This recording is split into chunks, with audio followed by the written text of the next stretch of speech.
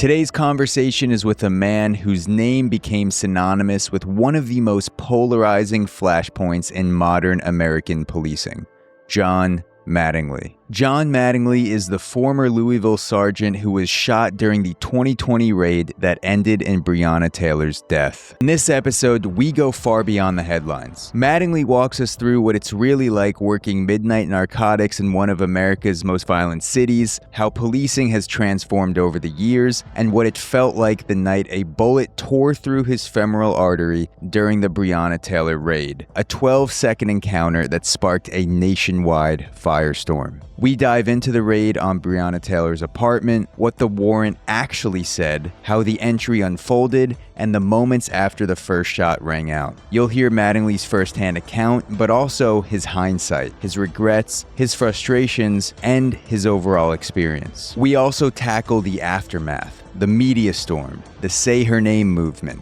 the death threats, a $50,000 hit put on John's head, and what it's like to be publicly vilified while grappling with your own trauma. Agree or disagree with retired Sergeant John Mattingly, this is a conversation about policing, finding the truth, and the space between perception and reality. Let's get into it.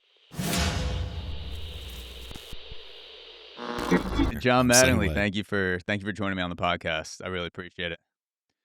I appreciate it, Zach. So, yeah, man, glad to be here. There's a ton that we can get into about the deeper, darker aspects of your police career, some of the highlights. But I think a good place to start could be a story involving Pizza Hut, because this stood out to me. I had to write this down when I was going through your book, 12 Seconds in the Dark. There's a story about Pizza Hut that inspired you to later on join the police force. Could you tell that Pizza Hut story? Yeah, man. So we were on senior trip, and we stopped at some Pizza Hut, and we're eating our pizza, and I'm sitting next to a buddy of mine, and I could see out the window that led into like the area, I guess, where the employees enter the side door. And one of the female employees walks out, and a car pulls up. I think it was an old Camaro or something, typical, Yeah. I don't want to say white trash, but kind of white trash car that this guy was driving. And because he fit the description when he got out. And so I'm just kind of nosy and looking out the window. And all of a sudden they get into this kind of verbal argument, and he just smacks the snot out of her. And I have 3 older sisters. So I always felt like, even though I was younger, I always felt like the protector. And so just instinct, I jump up and I run outside and confront this dude. Now he's older than me. I'm 18 at the time. He's probably 25, 26, something like that. I don't know this guy. I don't know if he's got weapons. Never even crossed my mind as a dumb kid, right? I just go out. My natural instinct was to I can't let him hit this girl. And I go confront him. And thank God he backed off and got in his car and left. And she thanked me, and she was crying and went back inside. But yeah, it was just, that's always just kind of been the built-in instinct that I had. Like when I was 16, my older sister was in a relationship. She was married and had a little baby. And one night I stopped by her apartment real quick just to go up and say something to her. I can't even remember why. I was 16. I go up, I knock on the door. Her husband comes to the door, and he's got this weird look on his face. And he and I got along. We played ball together. We did all kinds of stuff, even though he was, I think, 6 years older than me. She's 6 years older than me. He was a year older than her. So he was 7 years older than me. And he had this weird glazed look in his eye. And I'm thinking, this is weird. And he's holding a baseball bat, but he's got it down to his side. And so inside something went, ooh, this isn't right. Even though I'd never seen any weird stuff between them, other than he had been rude sometime. And no uniform on. Like, he didn't just come back from a softball game. He's just standing there holding a baseball bat. No, he's just standing there with this weird look. And so I kind of look around him, and I can see my sister in the kitchen, and she's got a butter knife. She's holding the baby. Baby's like 6 months old, and she's chopping up ice, trying to break it up in a thing. And I can see her crying. And I'm like, what's going on? And he just kind of looks at me, and I push him out of the way, and I go to her, and I'm like, let's go. I didn't know what was going on. I was kind of freaked out, to be honest. And I'm like, let's go. And I took her out, and come to find out he had been abusive to her and the baby. So it's always been kind of that natural instinct in me to be like, I don't like injustice. All right. I don't even like the word justice, because I don't think we can get justice here. I think there's punishment and there's consequences, but true justice isn't on this earth, I don't think. But there is injustice, and we can all spot it. We know when something's off and when there's an injustice, and that kind of riles everyone up and gets emotions going. And so it's just kind of always been something in me. I don't know what it is. I don't know if it's God given or just some guys have it, Yeah. some guys So you don't. were I don't know. 18 for the Pizza Hut incident, and then how old for the Yeah, incident with your sister's husband? 16. 16, So from a 16. pretty young age, you've been good at reading people. Like if you see body Right. language or like you said, a glazed look in someone's eyes, you've been able to pick up on something where it's like, I may not know exactly what's going on, but like shit's either about to go down or has been going down Yeah, recently. Where do exactly. you think Yeah. that comes from? Like, did you did your parents have a job where they needed to be able to read people's body language really well? Did you notice that as a really young kid, like elementary school, middle school? Like, where do you think that sense of perception comes from? Because very few people are good at reading people. I think it was because of the neighborhood I grew up in. I grew up in a very distressed, poor neighborhood that was dangerous. And, we'd walk the streets, we'd go play ball at the park, we'd do different things. And so you always had to have that natural hypervigilance and awareness of your surroundings. And if I would see something kind of getting ready to break at the ball court or something, I would just kind of excuse myself from it. And I think that was just kind of the natural because my parents, my mom stayed at home most of our lives and helped. My dad was a pastor Yeah. in the inner city, so we went into. It's crazy looking back at it. It's places we went as kids and did things we did. I would never let my kids do it because we went to all black distressed communities, the ghetto, and we would go out and bring kids into church on the buses from the time I was a kid. So it was just kind of I was used to it. It didn't bother me. I didn't know any different. But again, it kept you on that hyper vigilance and awareness, and you had to just kind of be aware of your surroundings since I was little, and it just kind of I think morphed into Yeah. who I am And today. so growing up in Louisville, it was Portland, Louisville, right? Like that was the neighborhood. Right. Portland's the Portland's the community. community. Yeah. Is Right. there little technical difficulty, but we're back, this is why you got paid the big bucks on the force to learn how to manage, Yeah. technical difficulties in the digital world. This is nothing compared to what you have to deal with in real life. So going back to Louisville growing up, because we were talking about the section of Louisville you grew up in, which was Portland. Right. You mentioned that was high crime. Is there an incident that stands out to you when you were saying, "I would never let my kids do this, no shot in hell." Something that you went through growing up in Portland, Louisville, where you look back now and think like, "Yeah, that's the thing that there's no chance I would let my kids do." Well, there's a couple, but one, a guy was shot in the head right across the street from me as I was turning the corner of my car, getting ready to pull up to our house. And it was all off street parking. There's no driveways and stuff like that. There's a few, but 95% of just off street parking. And as I turned the corner, I kind of hear a shot, but it was kind of dull because it was in the house right across the street from me. And I see a guy run out, so I knew something was up. And within a couple of minutes, I hear the sirens coming, and a guy passed away. They got shot in the head across the street from me. But like another one was a buddy of mine. We played ball every Sunday night. Every Sunday night, there was a group of probably 15, 20 guys that would play ball, pick up ball for several hours. And one night when we got done, a friend of mine who's a couple years younger, who's now in the police department, he's a homicide detective, been on for years now, but we stopped at this little gas station in probably the roughest end of town. This gas station, now that I'm on the department, it's a dangerous one, and I didn't know at the time. I just thought, oh, we're going to stop in here and get a Coke and go home. And when we walked in, we were the only white people in there, and we're getting these looks like, man, what are you doing on our turf? All that deal. And he was kind of nervous, like, man, just stay calm, we're good, just act like you know what you're doing. And so we went and got our stuff and just kind of heading out of people because you try not to make too much eye contact or people think you're trying to punk them. All the little nuances that you got to do in the city, which where you live. You just kind of try to stay in your own lane, mind your business, give the head nod in respect and keep going.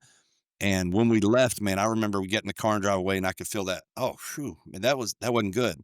And now that once I got on the department and I was policing that area, man, the amount of crimes that took place on that lot in that store it's mind blowing. And I'm thinking, my God, we were such fools. I can't believe my parents let us just do that stuff. But times seemed different then. But if you look back on it and the crime stats and all that stuff, even in the 70s and 80s, crime was super high. And you know that in New York before Giuliani got in, that it was crazy. So things don't aren't really worse today. I just think with social media, we just see everything seconds after it happens and it goes, viral around the world. So crime's always been there, danger's always been there. And but so I wouldn't let my kids do that. I just wouldn't. Yeah. Now they might do it, or they probably did, my older kids, but that I didn't know about, and I'd rather not know about it, honestly. Yeah, the gas station crime rabbit hole is a huge aspect of the crime social media world, the Reddit world. I feel like every video that I come across, like if it pops up in my feed and something's popping off, whether it's someone's ass getting kicked or it's a shooting, you know, someone's throwing what someone's throwing a hot dog in someone's face, like it doesn't matter. Like it's always in a gas station.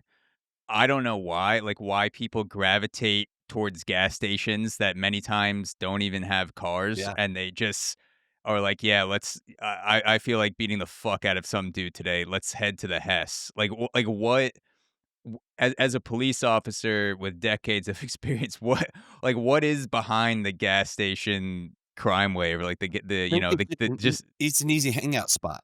yeah. I mean, we all had different places we hung out, and I think just in the hood, especially, that's just kind of where people go. They get their cigarillos to roll their blunts, they get their liquor, um, I, and they see people they know and people they have beef with, and that just kind of goes down because in all these same neighborhoods, you have your different cliques and your different street gangs. From 34th Street gang to Market Street Crips, and then when they run in, because Louisville's only got about 1 million people in it. So it's a big little city. Everybody knows everybody. It seems like you run across somewhere you go. And that's probably the same way in those communities, because I guarantee you, like in the Bronx or in Brooklyn or whatever, those guys, the majority of the guys that live that kind of life have never been outside of that area, at least for an Mhm, extended period of time. Maybe they went and visited somebody, but that's their world.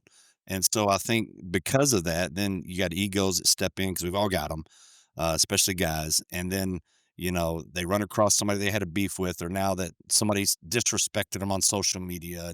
And it just all goes down there. Seems to happen. yeah. So let's say I pull into a gas station.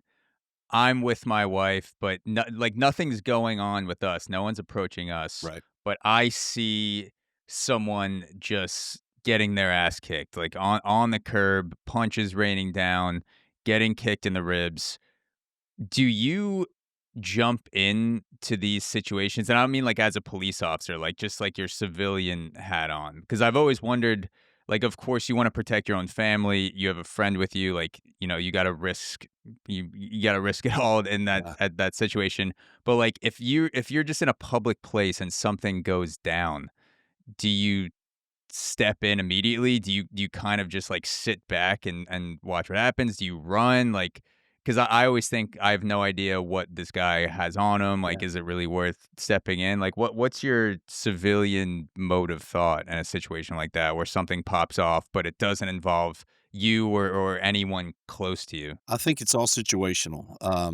If it's two street dudes going at it, I'm calling the police and staying out of it. If it's some guys assaulting a female, again, that's just kind of where my switch flips. Uh, so I think it depends. It's going to be. I'm not jumping out where five guys are jumping two or three guys, because number one, Yeah, I don't know the backstory on it. I don't know who started it. I don't know who's got weapons. It's just not a smart thing to do, especially with your family. I would just get out of there personally and call the police. yeah. That's the smart thing So to do. yeah, yeah, yeah, for sure.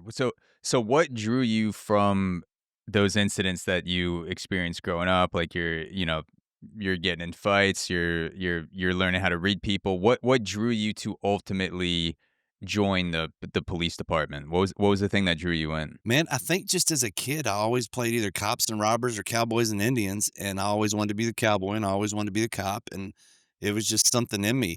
Also, the military always drew me. If I hadn't become a cop, I probably would have joined the military.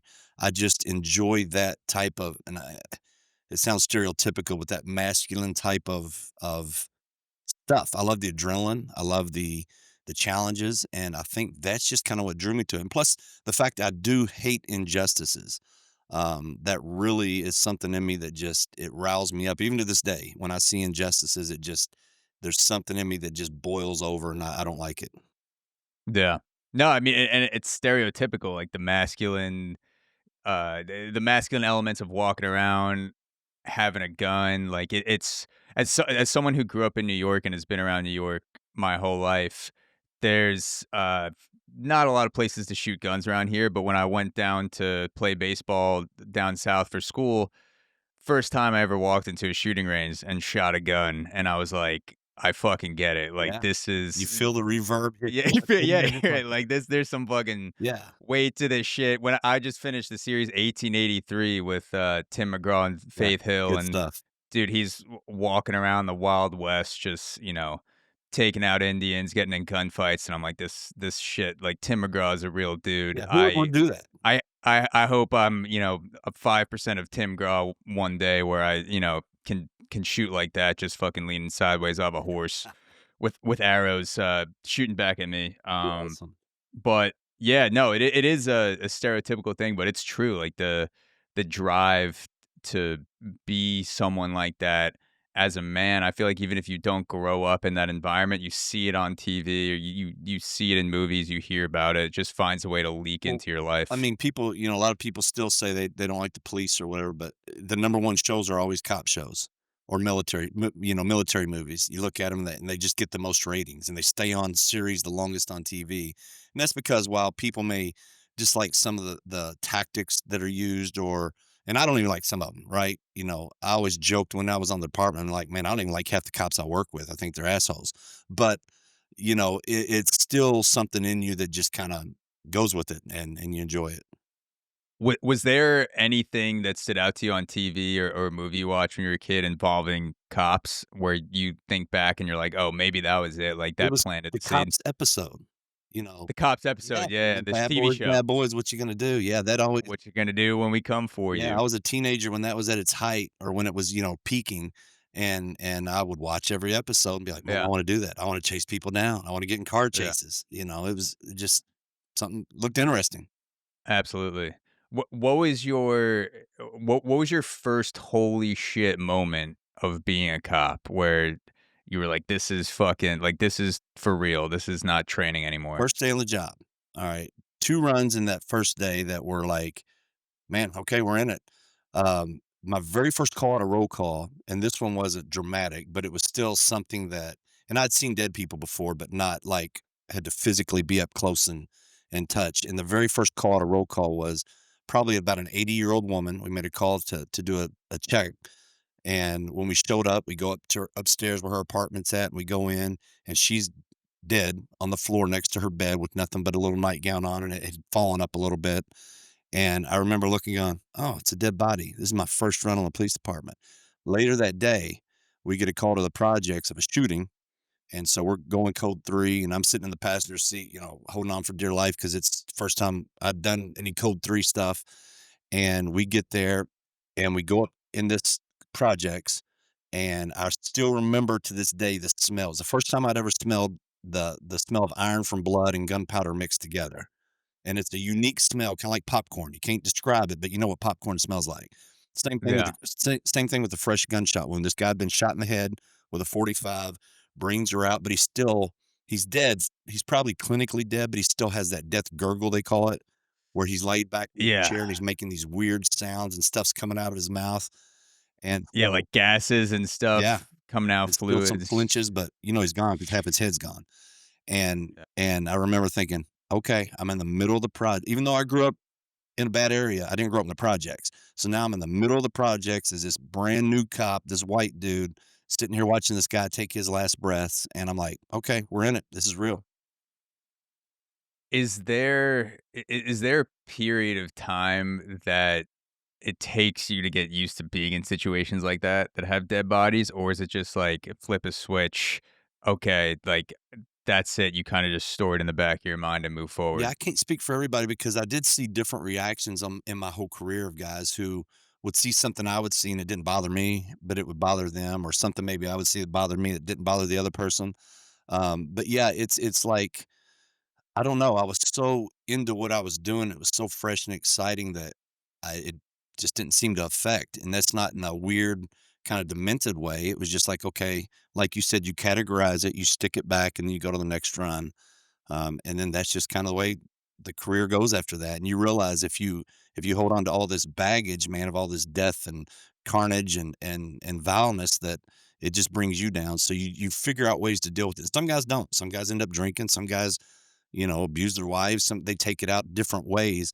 And so until you can find that healthy way to kind of go on with it and not let it control you, then it's somewhat of a challenge. And it's something that's not really taught to you in the academy. It's something you just got to kind of figure out on your Yeah. own. So that's probably one of the downfalls of police academies is not they don't teach people, number one, how to talk to people. There's no interpersonal communication skills, which Really? it I feel blows my mind. isn't that, like, a lot of the job is That's just talking to 99% people? of the job. And they don't teach you there's no course in, like, this is how you start a conversation with a stranger. Right. There's No, it nothing. wasn't until probably my 6th or 7th year on that we had an in-service class, and it was about diversity, and a black guy came in who wasn't a cop, and he was talking about the black community and the differences, kind of the culture of it, and after that long of being on the department, some things clicked in my head, and I went, "Oh, dang," like, when you would make a shooting, say, at the projects, you get 300 people in a big circle around the crime scene screaming, yelling, people trying to break through it because a family member died, right? Their emotions were Yeah. high, and so their anger would get taken out on you as the cop, even though the police had nothing to do with this killing, it was one of their own, but they would be angry at you, but they're not really angry at you. But until I learned this, that this different cultures have different ways of expressing emotions, then once I learned that, I reacted different on scenes because I was able to be more empathetic or understanding of why they're lashing out. And so until that stuff is taught in the academy, because fortunately I grew up in a distressed neighborhood, so I had the advantage of seeing a lot of things and just kind of naturally knowing how to navigate through them. But you take a guy who grew up in a middle class or upper middle class, went to a Catholic high school, goes away to college, joins a fraternity, they graduate, become a cop, and then all of a sudden you take this white dude who's never been out of the suburbs and throw him down, in the ghetto and go, okay, good luck, go do your job. Man, I've seen the reactions. I understand both sides, but I understand why some people in those communities go, why are you treating us this way? Because Yeah. this guy doesn't have an understanding of the community. The community doesn't have an understanding of him. And so there's that natural kind of wall built up that causes some problems and it's not taught. And I think that's one of the things that police could do better on. Yeah, it's the cultural differences, but then like you said, you're walking in, it seems like a lot of times to the worst day of someone's life 100%. where domestic violence abuse situation pops off.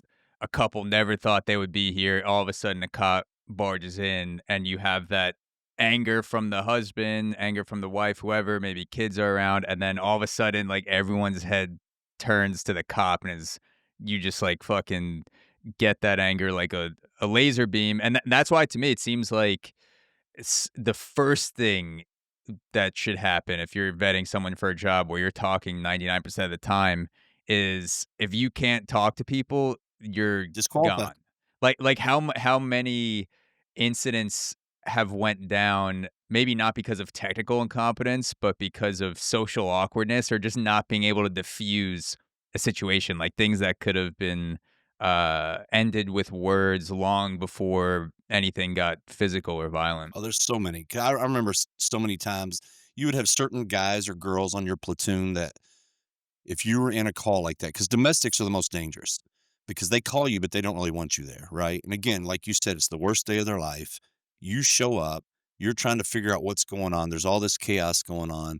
And there's been times and people on platoons that I've worked with that once you get that situation calmed down, all of a sudden they're backing you up or they show up on scene and they throw dynamite in the mix of it. And you're like, oh my gosh, why did you say that? Or why did you didn't have to grab the person.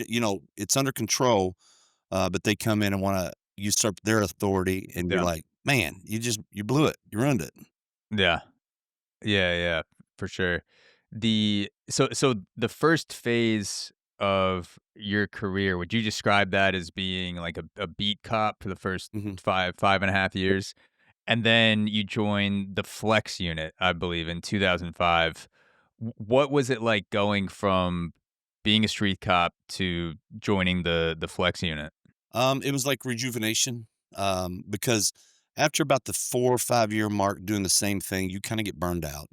As much as you love it and as much as it's exciting and every run's different, I don't care. You can go on 5 domestics in one shift, all 5 are different, and you've gotta balance all these things. But then you kinda get tired of the same stuff. You get tired of people's attitudes, and I don't care how positive you're trying to be or how much you wanna help the community or whatever the case may be, you do get tired of the negative. You do get tired of the people, you always being the bad guy. Even though you called me, now I'm suddenly the bad guy. So when I remember in the academy, one of the instructors came in, he said, "This department's big enough. Every 3 to 5 years, if you've got a chance to move and do something different, do it because it'll keep your career fresh." And so I kind of stuck that in the back of my mind. And when that opportunity came, I took it. Plus, I'm getting a unmarked car. I can wear plain clothes and you're jumping out on people. So it's a totally different vibe, doing search warrants. And so I snatched onto that and it totally gave me new life. And I got to see another side of policing that I had seen from a distance or worked with them guys, but not done that. And so once I did that, it was a nice refresher. And you're clearing a lot of drug houses, crack houses Yeah, on the flex unit, correct? correct. So, for 99% of people like myself, the only time we ever see a crack house cleared is on screen. What's something you'd say people misunderstand about clearing a crack house, clearing a drug house that you would think is the case if you see it in movies a bunch of times, but like it's not actually how it is in real life? Now you're talking about on a warrant clearing it or just working it? Like, Uh, so I guess it could be either one, whatever, whichever one jumped out to you well, there's first. actually a lot of sadness in it. I mean, honestly, when you go in and see how these people's lives have just kinda swirled down the drain, because when you get to a crack house or trap house or whatever it may be, that they're disgusting, most of them. I mean, they're nasty. I don't know how people live in these environments. Um, you see there's not much hope in their eyes. And so that's probably the side you don't see. You see the exciting side, and it is exciting when you're going through a door and you're clearing a house and you don't know what's around that next corner. All that's a great adrenaline rush, right? And you enjoy it. But then once that settles down and you got all the people in a living room, or you got the worst, and this really got to me by the end of my career, honestly.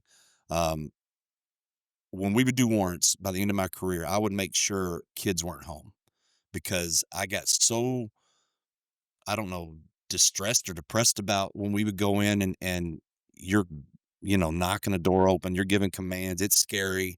You got guns in people's faces, and then you got this 5, 6, 7-year-old kid over here crying, scared to death. That started affecting me. So every warrant we would do that I was in charge of, I would do my best to make sure the kids are at school or we're getting these people away from the house, taking them back where it's not as chaotic and scary. So there's different dynamics. People we do have the excitement part of it, but then there's the human side of you that comes out, and people don't see that on TV as much. It's all just, police force and police going in, hammering, doing what they do, but there's a very human side to this job also that can affect you in a different way. Yeah, yeah. In the movies, it's always like the tank comes in with a thing that rips down the wall. Yeah. Police barge in, maybe the guy running the crack house says a funny line, and then everyone starts to run out, and then it's a high stakes chase. But you're right. Like thinking back on it, I just have like a bunch of scenes running through my mind from different, different forms of cinema, different situations. But like there never has been one where it's just an overly sad situation. Like, you're just kind of, like, sitting in the sadness of having kids inside a house where, drugs and, uh, crimes going on every single day. Yeah, and you look at that and you go, "Man, I can understand why these kids don't make it." You get to the point where Mhm. you're like everybody goes, "Oh, well, just pull themselves up by their bootstraps." Well, it's not really that simple. When this is number one, all they know. because like I said earlier, I grew up in an area, so that's kind of all I knew as far as it didn't affect me the way it affected other people. With these kids, man, from the time they're born till they leave the house, they're seeing nothing but chaos and hate and drugs and guns and violence, and so that just becomes who they are. And some of them don't know any different. Some of them do know Yeah. different, but at the same time, how do you go and just tell this kid, okay, well, just pull yourself up, make yourself something out of it. Now they can, and there's a lot of success stories. And in these communities, probably 80% of the people, 85% of the people are great people. They're just stuck in however they were raised. Their education's limited, their job opportunities are limited, and not because of race, but because of education or because of skills. So they're just kind of stuck, and that's kind of depressing. Do you ever build a weird bond with people on the other side of the law where, like, let's say you bust into a 100%. kid's house when he's 7, and then, maybe he gets arrested for the first time when he's 15, and then, like, he keeps it, like, 18, like, you're essentially seeing this kid grow up in the system. Do you ever form bonds like Yeah, that? there's a kid named Fong Win. Okay, first time I dealt with him, he was 14 years old, stole his parents' car. This dude was a hellion growing up. I mean, constantly stealing cars, getting guns off of him. He was selling drugs. And his parents were decent people. They weren't. It wasn't like this guy grew up in the ghetto. He just wanted to be a gangster, and I think he was Vietnamese. I'm not sure. I think it's what he was. And so, finally, when he got older, I ran into him again. I dealt with him through all his teenage years. Then he went away to prison for a while, and then he got out. And I ran into him while I was working an off duty job at a it's a restaurant, but it was like a bar at night, and I was doing Mm, security there, and all of a sudden I see him, I'm like, "Holy cow." Well, this guy had gotten out, and we ended up talking, and I saw him several times after that. He opened a nail salon of all things.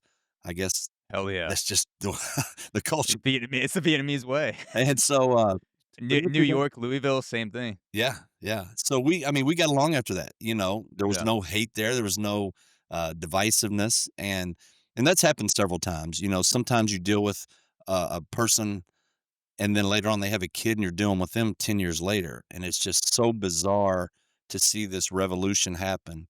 But yeah, and the big thing was because I was a dope cop for years, and we would do these busts on these guys, and you be on them for months, running cases on them for months, and when you finally get them in, you're debriefing them after the fact, and I'll tell you what, the majority of them, by the time we're done talking, I would look at them and go, "Dude, if you weren't a criminal and I weren't a cop, we'd go have a beer and we'd probably be friends because Yeah. at the end of it, they're humans." And once you Mhm. can get past that little wall we build up of, "Oh, I'm the good guy, you're the bad guy," you really see the human side of people. And I mean, they've got feelings, emotions. There's some guys that are just stone cold killers and evil people. But a lot of the guys in the game are just that's their way out. That's their way of making money and supporting their family. And it's just a really weird environment once you get in the real depths of it. Yeah. Yeah. I want to fast forward a little bit to when you joined the Viper unit. I think that was like 5 or 6 years later. Uh, you called that in the book. You described it as a rude awakening. What was it about working the Viper unit that to you made it a rude awakening? It was probably the fact that now we were targeting violent criminals more than drugs, and the amount of kids that somewhere around 2014 things changed on the streets. They just did. I can't describe it. Just the feeling changed, the structure, because even in those environments, there's a structure. There used to be shot callers. There used to be the OGs that if you wanted to do something, you kind of had to get approval because they ran the streets. And then around 2014, things just kind of shifted, and the younger generation changed, and it was a very emotional. On the street, everything was emotional instead of structured. And when that happens, it became really dangerous because I would go to these old guys because you build relationships with the bad guys. As long as you're respectful, they'll respect you back. It's pretty common sense. A lot of guys have problems with it, but it's pretty common sense when you can talk to people and you're just shooting the breeze and not patting them down, not looking for drugs, but just fishing for information, basically. And I remember stopping this group of dudes that were known for years to be some bad dudes, and I'm like, "Man, let me ask you, so are you feeling what we're feeling on the streets? Because these young guys have no conscience. Their first act is to go to guns, and shoot each other or shoot people." And they're like, "Dude, we're scared out here." And I'm going, Mm. Holy crap. This hardened dude who's been in prison, who's killed people, whatever, is scared. He's like, the reason is because there's no rules anymore. If somebody gets mad, the first thing they do is go to a gun. So how do I know if this young buck's 15 years old next to me ain't just going to pull a gun out and shoot me to get street cred? So around 2014, things changed, and I went to Viper in 2012.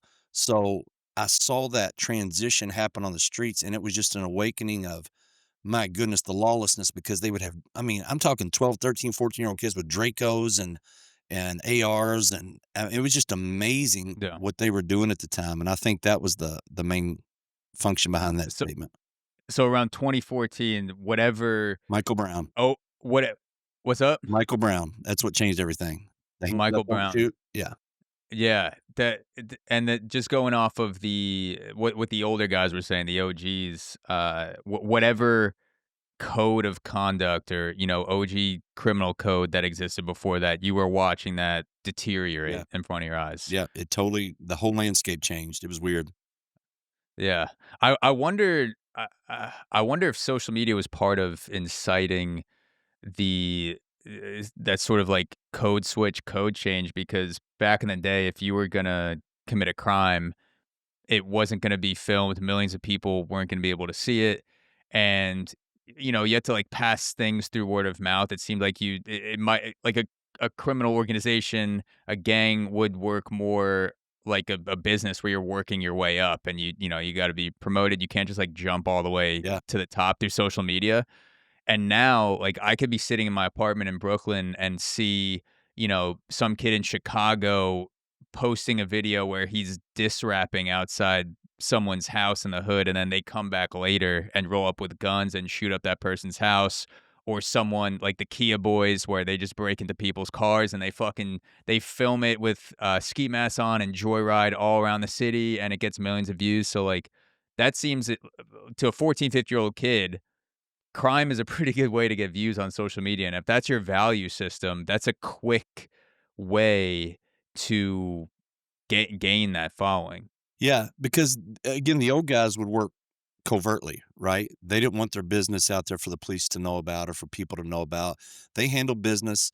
The streets knew who was in charge. They knew who called the shots. And like you said, with social media, man, these guys are getting their 2 seconds of fame. They're getting their notoriety to be the big dog for that moment.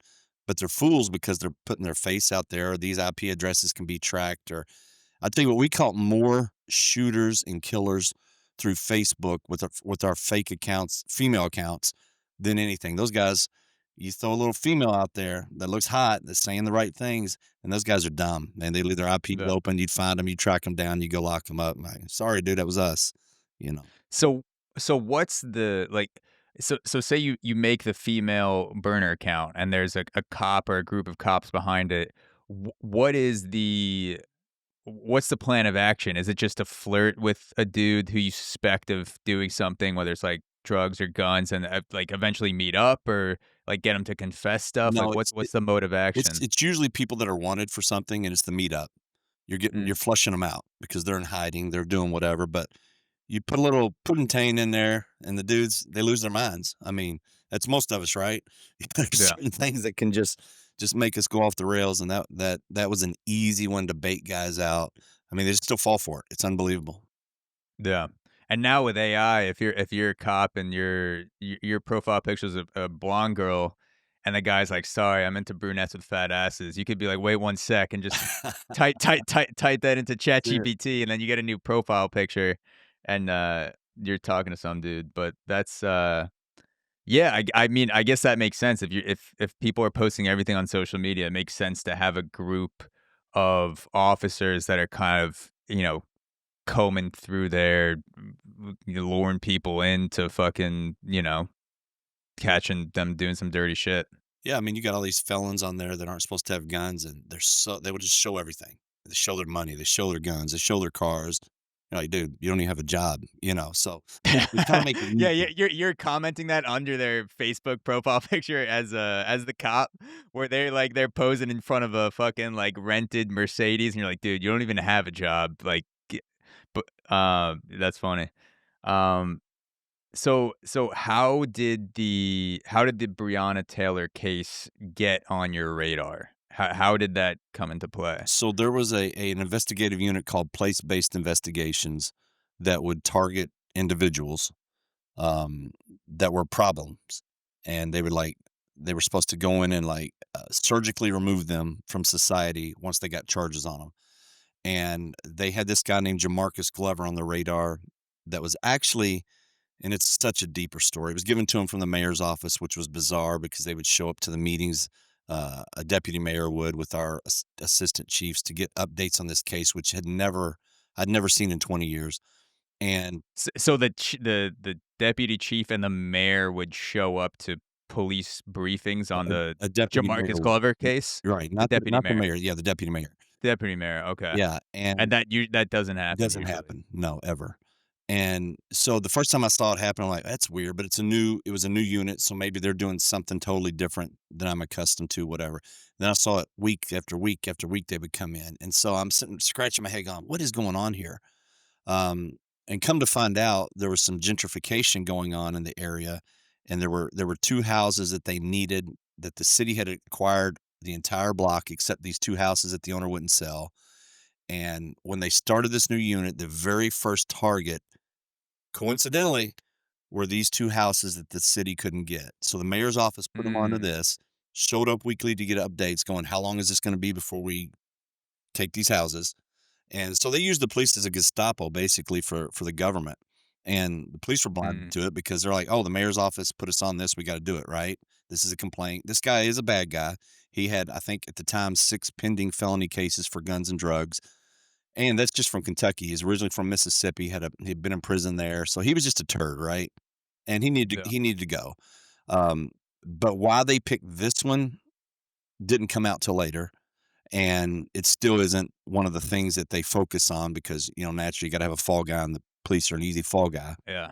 And so, So this guy, sorry to cut you off. So this guy, Jamarcus Glover, did have a rap sheet, but then behind the scenes, you suspect there was some underlying force of gentrification where the two houses that couldn't get bought out by the city for whatever reason, they were just having cops stake it out to go the other way, which is all right, like if we get the owner or the renters of this house for something, whatever the situation is, then the city can claim that house and we can build whatever we want to and they build. did. After our case, they got the houses. It's amazing. Really? Yeah, it's amazing. So now it's just like a whole new, it's like a condo or Well, they're something, whatever. developing it into a big area with a fountain in the middle. So I've got the plans from they drew these plans up in 2017. That's how long they've been working on this, and they started acquiring Mm. those houses then. And And I've so this is 3 years before Breonna Taylor. Right. Yeah, so all this stuff was in motion that we had no idea about because we're not privy to, what the city government's doing as far as that kind of stuff. And so we got an email one day just saying, "Hey, we have this manpower intensive activity going on. We're doing 5 warrants in one night, 3 of them simultaneously. SWAT's going to help us out, but we need bodies." So I looked at my schedule. I'm like, "Man, I'm working up till 10 that night. The actual brief for the warrant starts at 10." I'm like, "Sure, put me down. I'll do it. It's overtime, right? Who doesn't like overtime?" And I actually looked at the addresses and saw, man, ghetto, ghetto, ghetto, ghetto. And I went, oh, this one's in a okay end of town. I mean, it's not great, but it's not the ghetto. I was sick of trap houses at this point. Been doing them for like 13 years. And I'm like, give me the apartment. It's got to be easy, right? It's supposed to be a female there alone, no pets, no boyfriends, no guns. And she's just part of the syndicate because they were doing a RICO case on this.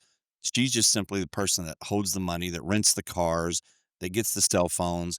She's that person because her record's clean. So nothing's brought up, when she gets stuff. It's just what it is. And And this is Breonna Taylor, the one with the clean record. correct, Okay. correct. Now, the picture you see of her, and this is not disparaging Breonna Taylor, okay, because she was a victim in this to some degree. Um, But if you look at the picture they always put out, it's her in that EMS uniform, and they say an award-winning EMT. Well, that wasn't true. She never made it off probation. She got fired. Right before she got fired, she had rented a car that Jamarcus Glover took custody of because she rented it for him. There was a dude shot in the head, left in the car, a homicide that was never solved. They went to her and said, "Hey, this car's rented in your name." She was like, "I don't know what happened to it. Jamarcus took the car. I don't know what happened after that." No charges were Mm. ever brought on that. There was some other stuff going on with her and the job that she ended up getting fired for and put on a no rehire list. So that was the first skew, and we talked earlier about emotions because when these tragedies happen, the thing that gets everybody stirred up is the emotional side of it, right? This poor innocent person, the police just barged in. They had the narrative you were hearing was they had the wrong house. She was asleep in bed. They just barged in and shot and killed her. I'm sitting back going, oh, that was nowhere near anything like that happened. Mm, So that just kinda gives you a background of it, and everybody goes, "Well, why were you all there that night?" What was the probable cause to even be at her place? Well, Jamarcus Glover, the main target, his ID came back to her house, his car registration was to her house, his phone came back to her house, his bank account was her address. She had just bailed him out 2 months prior to the warrant. They got 7 guns off of him, 4 of them were long rifles, heroin, cocaine, different stuff like that. She bailed him out and said her address was his on the paperwork and gave her phone number mm, as his. So everything pointed back to her with this organization. That's the whole reason they were there that night. The intent wasn't even to lock her up. They wanted us to go knock on the door, give her time to come to the door, and try to get her on the team so she would give information on the guys that were actually running the organization. yeah. And Breonna Taylor's apartment, that's 3003 Springfield, Springfield. correct. And so she's kind of the the clean shell that Jamarcus Glover was You, renting or buying yeah, stuff through, and so that's why it led back to 3003 Springfield, correct. even though Jamarcus Glover was a person of interest. Yeah, he was the main target. Yeah. Him and another Walker, not the Kenneth Walker that happened to be in her apartment that night, but a different Walker who's now dead. He was shot in the head. Was one of the other main targets of the case. So what was the briefing like the night of the raid? Because that's how it worked, right? You were briefed and then you went out that same night? Yeah, so we go in at 10 o'clock at this roll call, and they've got it all up on the board. And on the other addresses on Elliott Avenue, they had no knock warrant, no knock warrant, no knock warrant, and then on Springfield, they had knock and announce. Unfortunately, I took a picture of it because the whole narrative was no knock warrants are bad.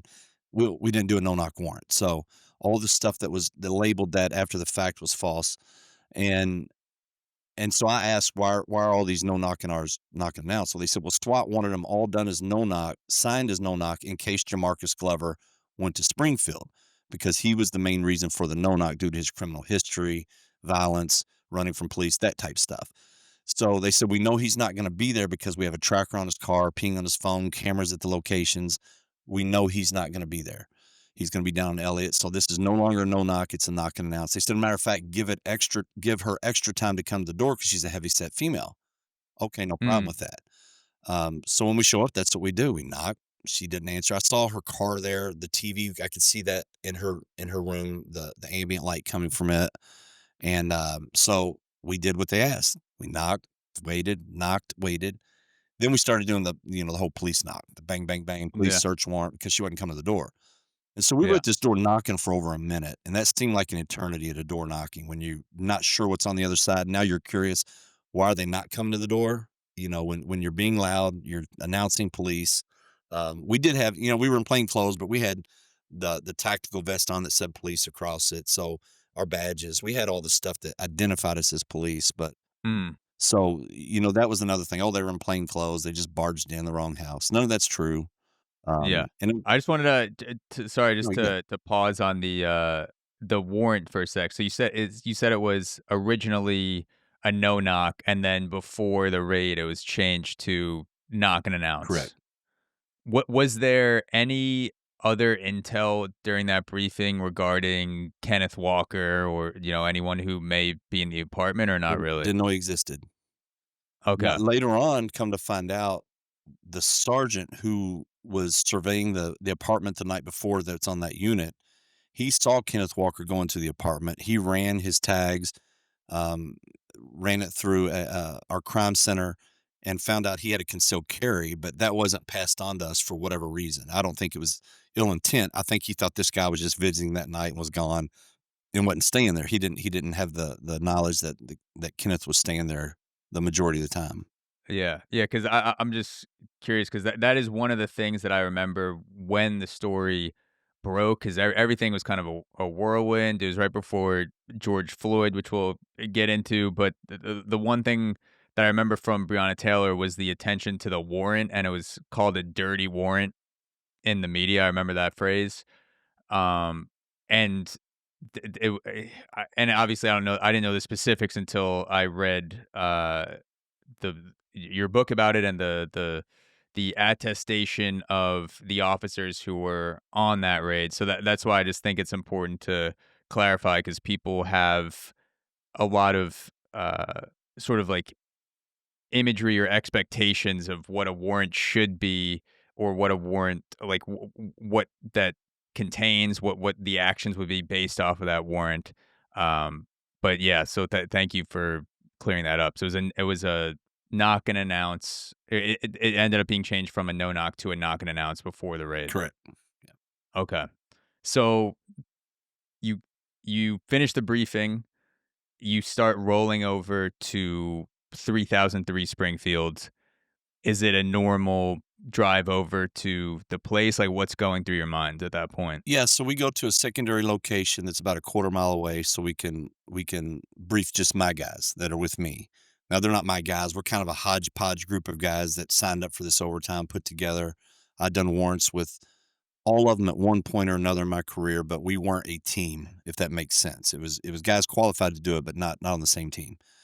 And when we get there, I just I hadn't seen the location personally, and I didn't want to go up, blinded and hit the wrong place. So while they're suiting up, getting ready, I run over and get a visual on the place just to make sure we're going to the right place. Then I come back and we do our initial little brief there. And then SWAT's like, okay, we're on the move because we had to wait on them because everything was simultaneous. So once they moved, that's when we moved in.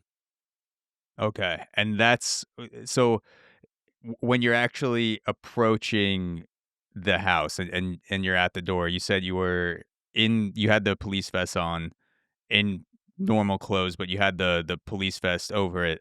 What were your knocks like? Like the actual cadences, like what were people saying? Like how you said it took about a minute for her to come to the door. Like what was that actual 60 seconds like from your perspective? Unfortunately, she never came to the door, and that was part of the problem.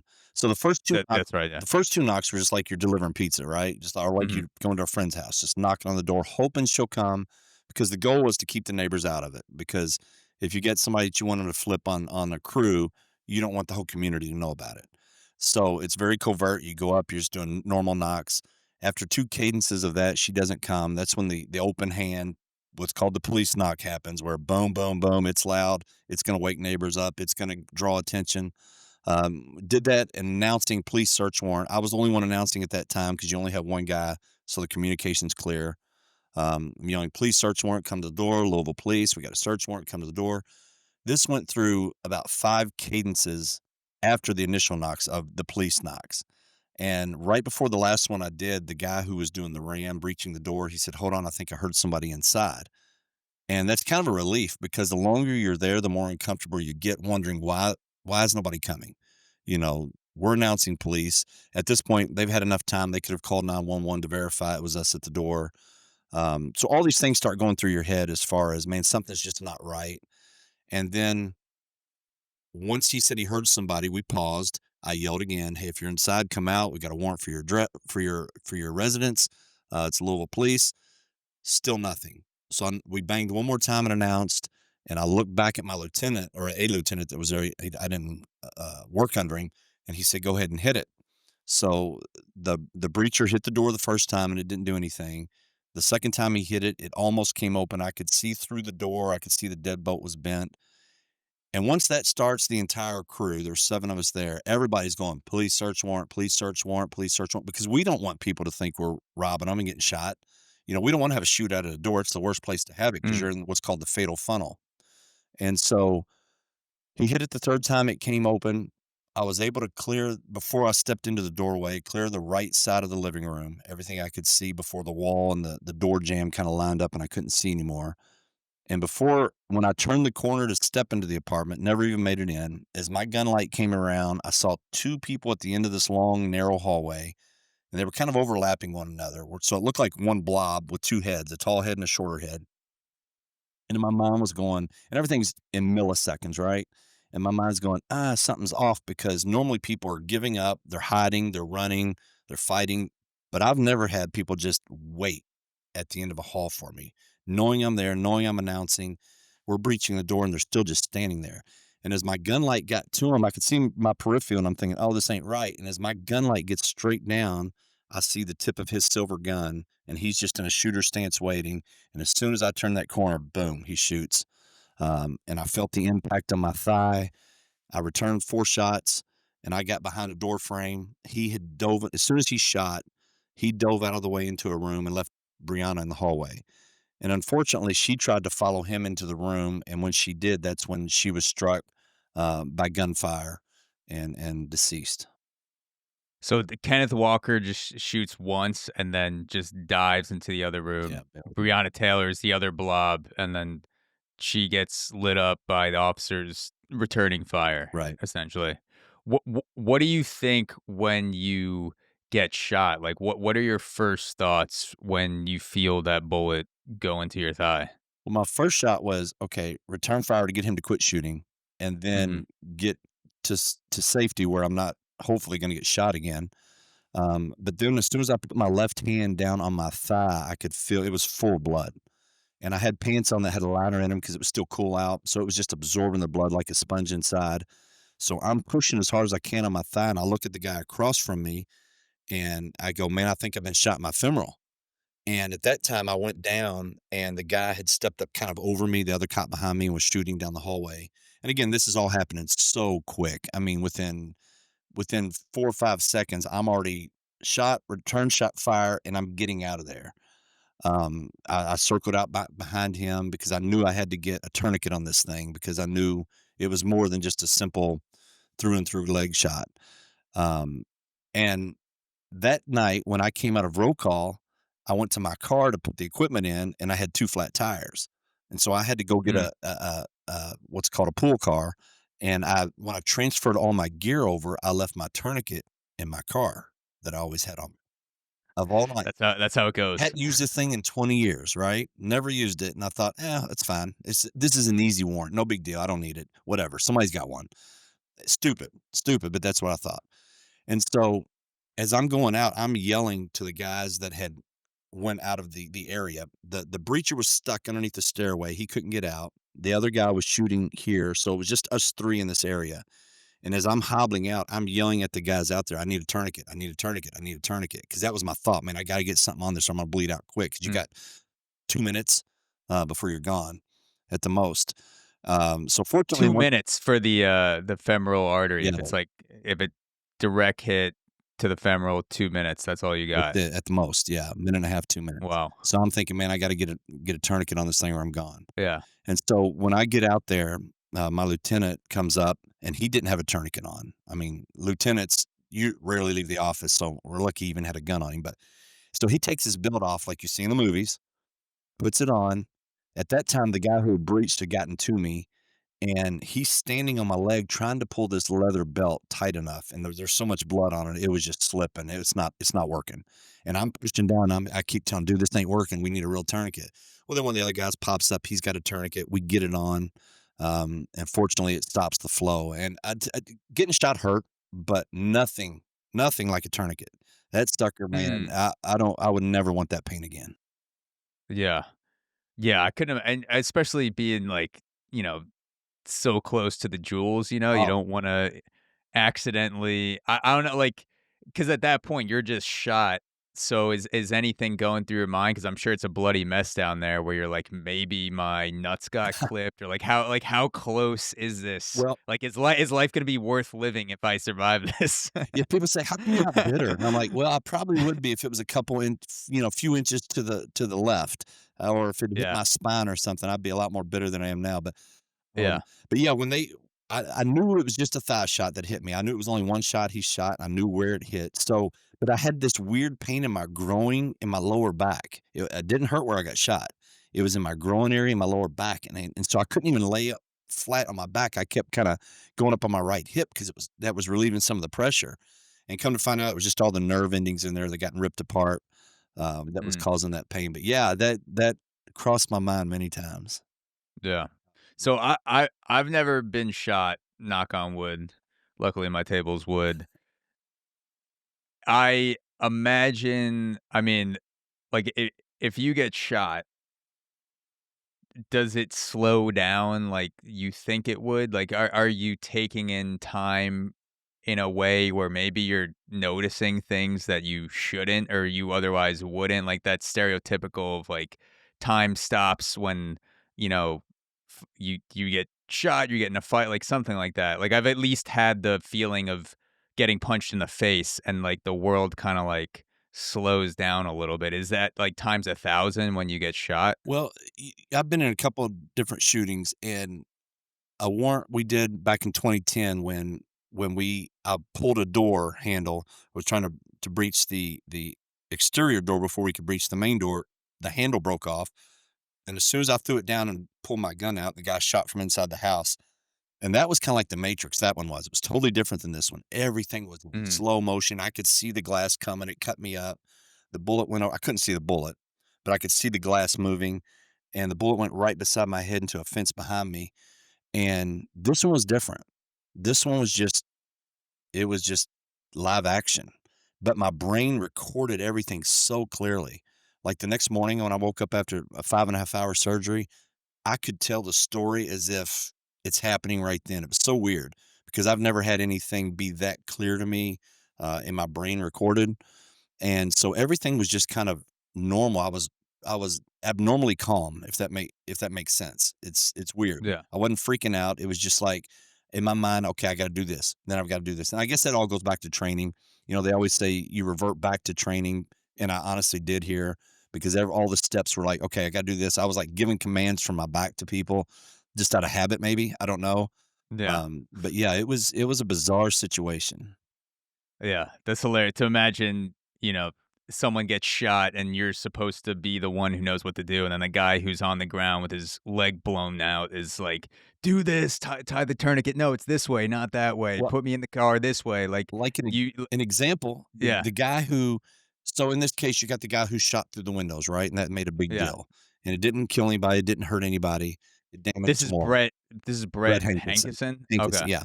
So, um, when I was on my back and they got the tourniquet on me, I can hear him. I can't see him, but I knew he was up in my front left behind a car. And I could hear him on the radio going, "Radio, they've got a long rifle in there, and they shot rounds out." And I remember on my back going, "No, it was a silver pistol," because I could actually see the silver on the pistol when it turned. So I'm responding as they're cranking this tourniquet on my leg to a guy who's talking on the radio 15 feet away from me. Um, and for the people who have know anything about the story and go, "Well, why did he do that?" I asked the same exact question. We went to lunch probably 2 or 3 months after the incident, and we weren't talking much, and it wasn't out of, they just didn't want us to because there was an ongoing investigation, right? So we went to lunch anyway, and I was like, "Brett, man, I've got to ask you the same question that I know everybody's going to ask you because I'm curious.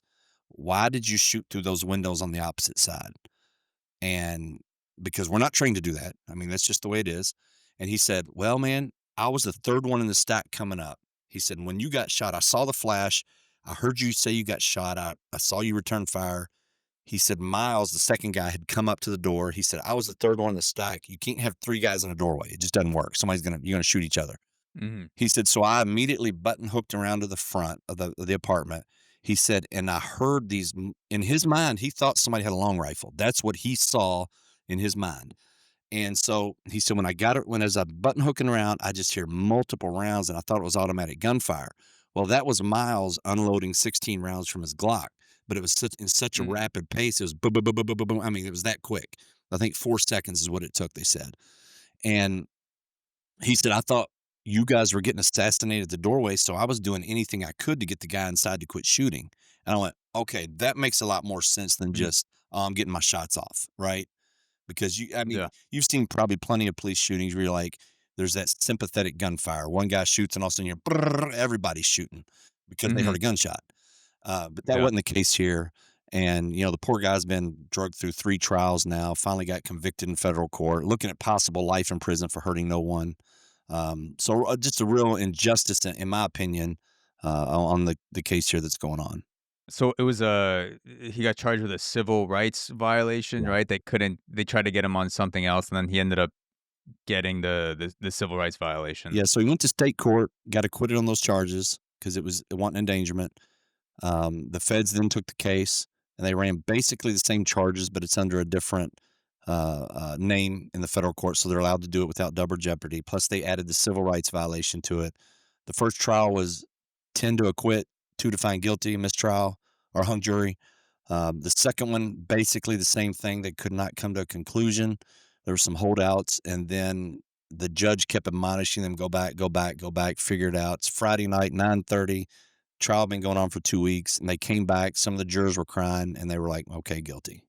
So Mm, it's messed up in my opinion, but of all the things of all the things that could take place in this, that wasn't the one that seems that somebody should go to prison for. yeah. And we talked about the guys getting the warrant and the shadiness of it, and those are the guys that'll probably end up in prison justly, if that makes sense. If it plays out the way they said it played out, then they're gonna have to do the time they deserve.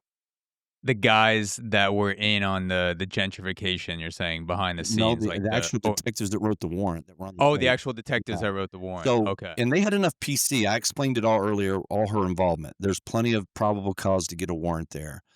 And they've got actual photos where they're casing the thing out of Jamarcus Glover going into the apartment empty-handed, coming out with a United States postal package, going directly to the trap house.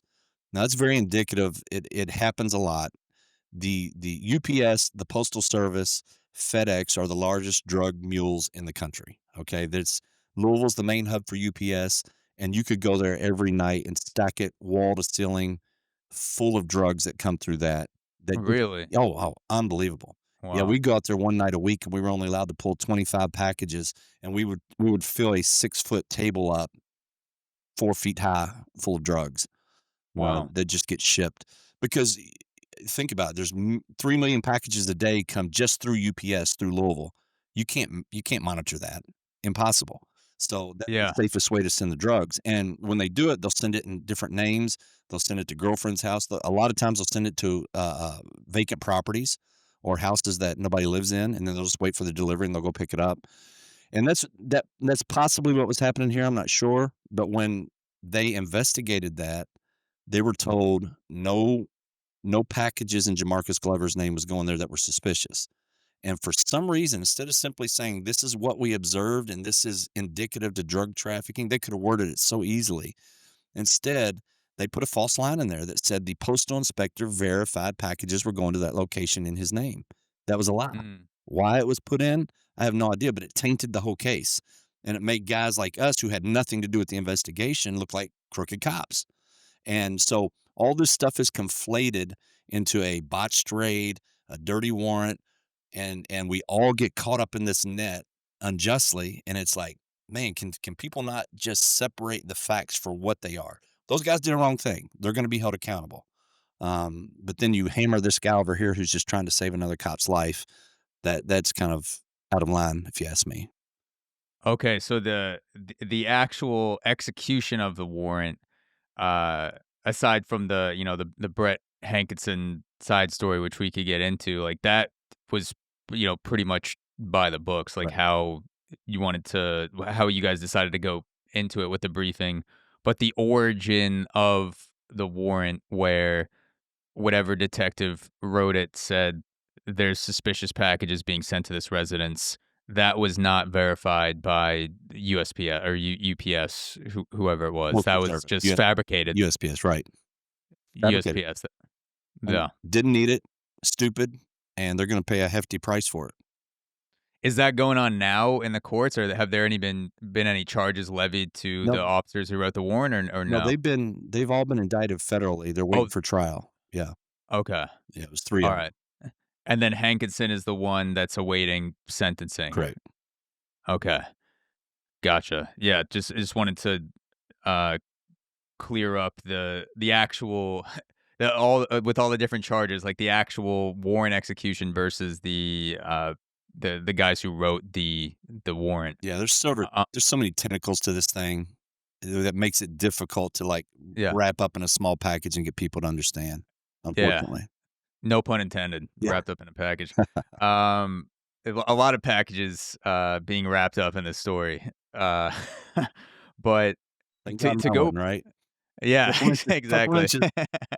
Exactly, a few inches away.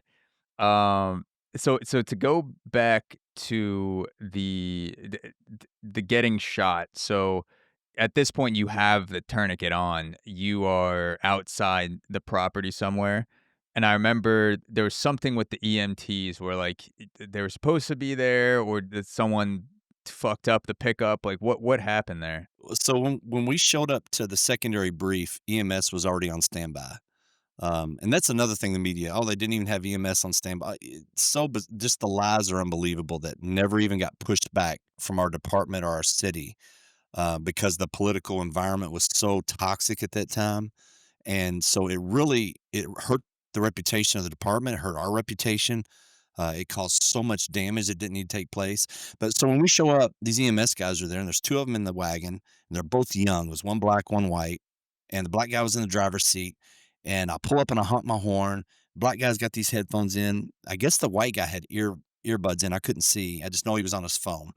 And I honk my horn. They didn't hear me. I honk it again. I get my flashlight out. I shine it in their face. Finally get their attention. He rolls the window down. He tries to take his headphones off. They're stuck in his dreadlocks. And I'm like, "You here for us?" And he was like, "Yeah." I said, "Hopefully we'll be quick and you guys will be out of here. I'll cut you loose on the radio when we're done." He was like, "Cool." I remember I went to one of my partners. And I'm like, "Man, I hope those guys don't have to save our lives because they're young. They look inexperienced." And sure enough, when we called them for help right after the shooting, they showed up like 6 minutes later. I mean, it took them that long to Mm, get a quarter of a mile.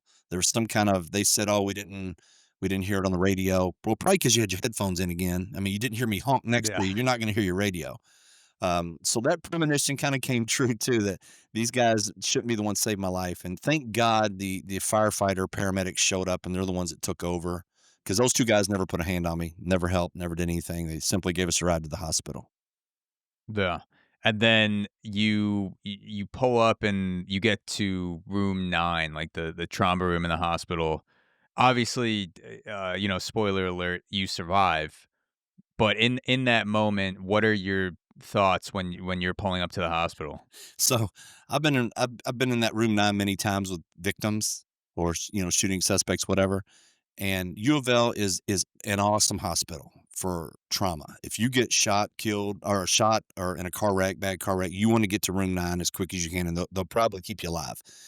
But because it's a training hospital, when those alarms go off for room 9, that thing fills up with all these trainees or people who just want to see blood and guts, right? Because we watch NASCAR for the wrecks. You see a wreck on the side of the road, you want to stop and look. It's just human nature. But these people are in this industry and they're learning.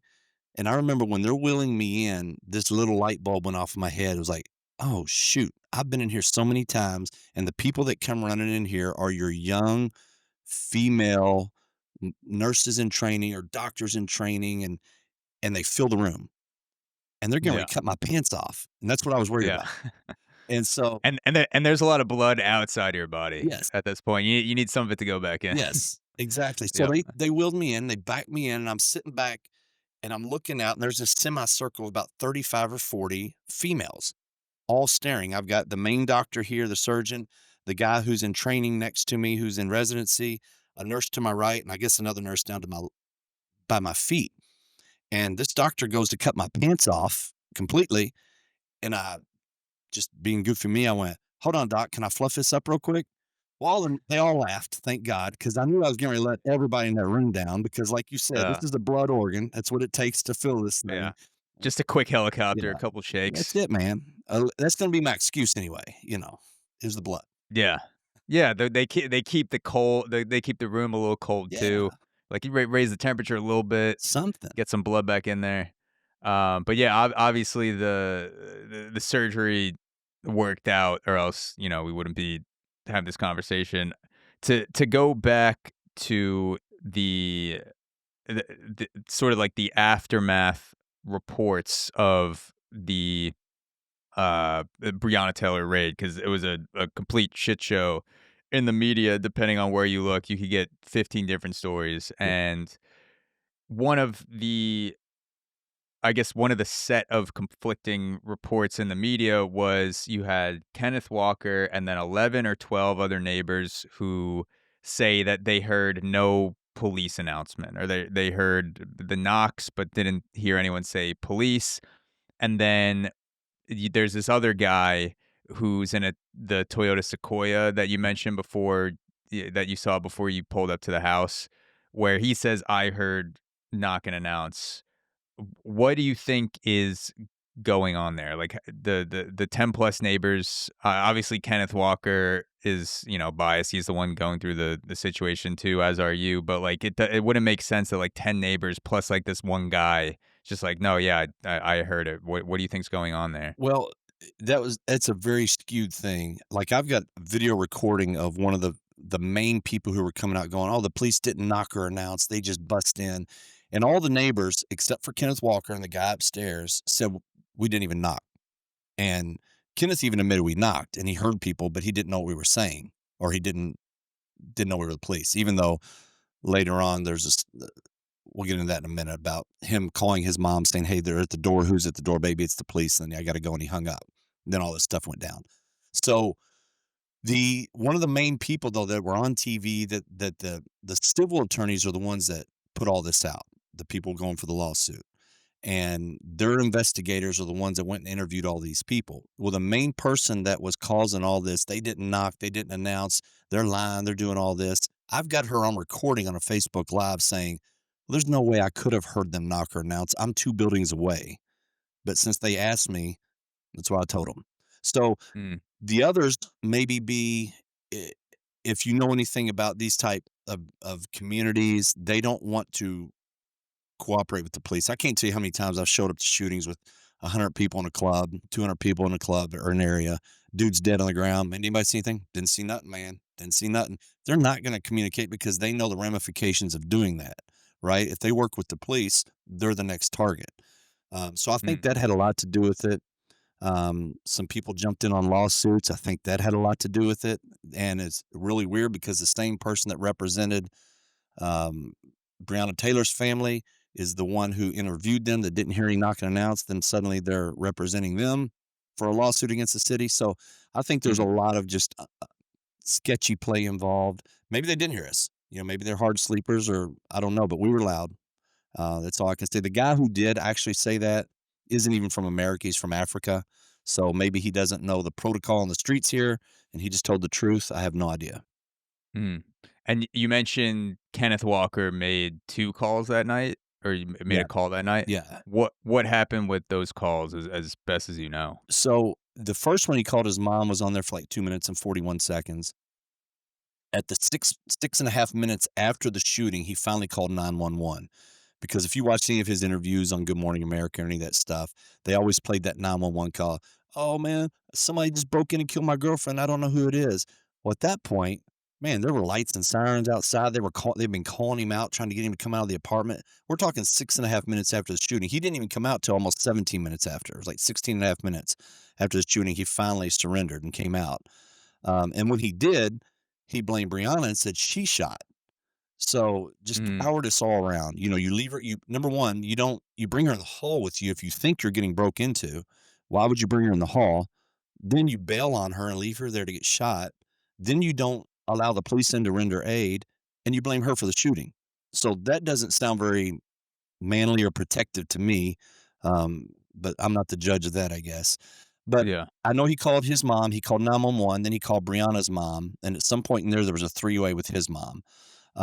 But then the kicker is there's a courtesy officer that lived in that apartment complex that went to middle school and high school with him, named Donovan Duncan, who knows Mm, Kenneth's mom.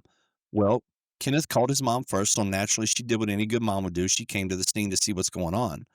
And she saw this guy she knew, Donovan Duncan. So she makes a beeline to him. And in his sworn statement, he said, on scene that night, she came to him and said, Kenneth called me. I don't know what's going on, but he said, they're at the door. I said, who's at the door, baby? He said, it's the police. I got to go, and hung up. Now, there were 4 phones in that apartment that night. The police only had access to 2 of them. The FBI took the other 2, and they never will release what's on them. Brett at trial, his attorneys have tried to get them admitted into evidence because they are evidence. And the FBI and the DOJ said, nope, it'll only smear Breonna's name. We're not releasing those. And the judge, for some reason, agreed with them, which is a great appeal tool because if there's exculpatory evidence, it's got to be shared. Mm, And so just a lot of weird stuff that happened during this case that because of timing, had this happened in 2018 or 2022, it probably wouldn't have made the news like it did. yeah. Yeah, I took that excerpt out of the book, actually, the Kenneth Walker's call to Breonna Taylor's mom, Tamika Palmer. You write that one very important interview that wasn't discovered until the investigation was over was with LMPD officer Donovan Duncan, conducted by the Public Integrity Unit in May of 2020. Officer Duncan lived in the same apartment complex as Breonna Taylor. He also went to middle school and high school with Kenneth Walker and is a self-admitted friend. He knows Kenneth's mother came out of his apartment uh, and to the scene after the shooting. He stated that Kenneth Walker's mother approached him on scene and said, "Kenneth called me and said they're at the door." She told Duncan that she replied, "Who's at the door, baby?" She stated that Kenneth responded, "The police. I don't know what they want." So if he said that, then I guess it has to be on one of those phones that they won't release. Right. Yeah, because we don't know the tolls on them as far as who was called, when they were called, all that. We can't get any of that information. We put open records requests in. We've done all kinds of stuff and been denied. Yeah. There's something you said on another show. I'm blanking out on the name of the show, but you said something about Kenneth Walker's motivation for firing could have possibly been that he thought someone was doing a revenge break-in on him, like impersonating the police because he was involved in drugs himself. So he thought it was like he robbed someone or like something going on with the drug deal, and then like someone was coming back pretending to be the police. Yeah, so What was going on there? when they downloaded his phone, they obviously found evidence of him dealing drugs. But then another text thread that wasn't erased said, "Hey, do you want to hit this lick with us?" Meaning a robbery. And he said, "What's it worth?" They said 20K. He said, "Well, I always do my homework first. I'll let you know." So he was obviously running in on people or claiming he was, whether he was or talk, who knows. But he obviously knew the background on it. So if he's running in on people, there's always that chance you're going to get run in back on. And I know this happens around the country. Guys will buy these tack vests because you can go anywhere and get a tack vest. And they'll bang on doors. They'll yell police, and kids or women will open the door, and boom, they'll barge in and tie people up and rob them. It happens. It's happened in Louisville several times. So I don't know if maybe I'm playing devil's advocate here. Maybe he thought that.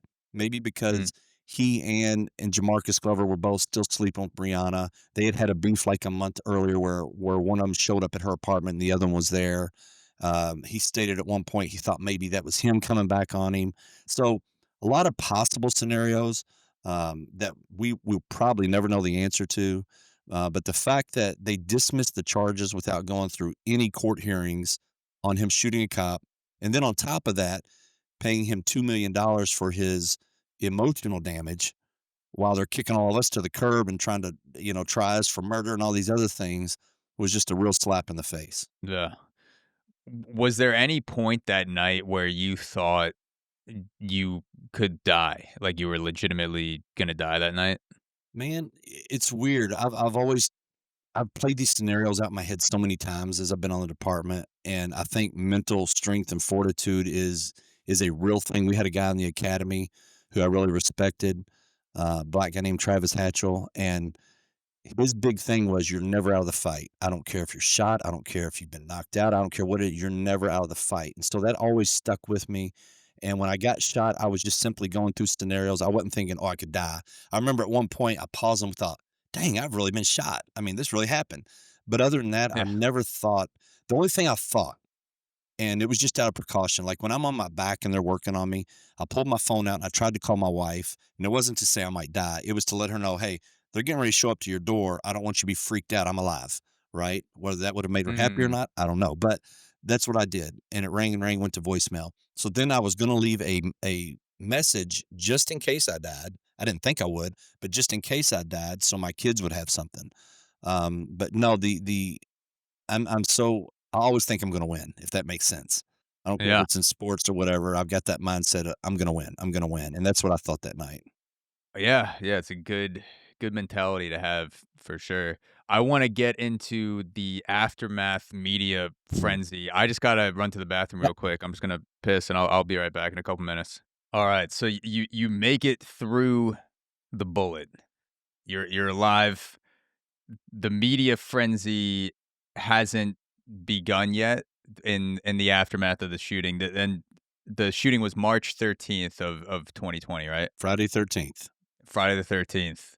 What was the origin of the first spike in the media frenzy? Like, what was the thing looking back where you're like, "Oh, like, shit might pop off with this?" It was when, Ahmaud Arbery happened, and Ben Crump got on that case, and the one of the attorneys for Breonna Taylor's family had done an internship for him in, I believe Atlanta when she got out of law school.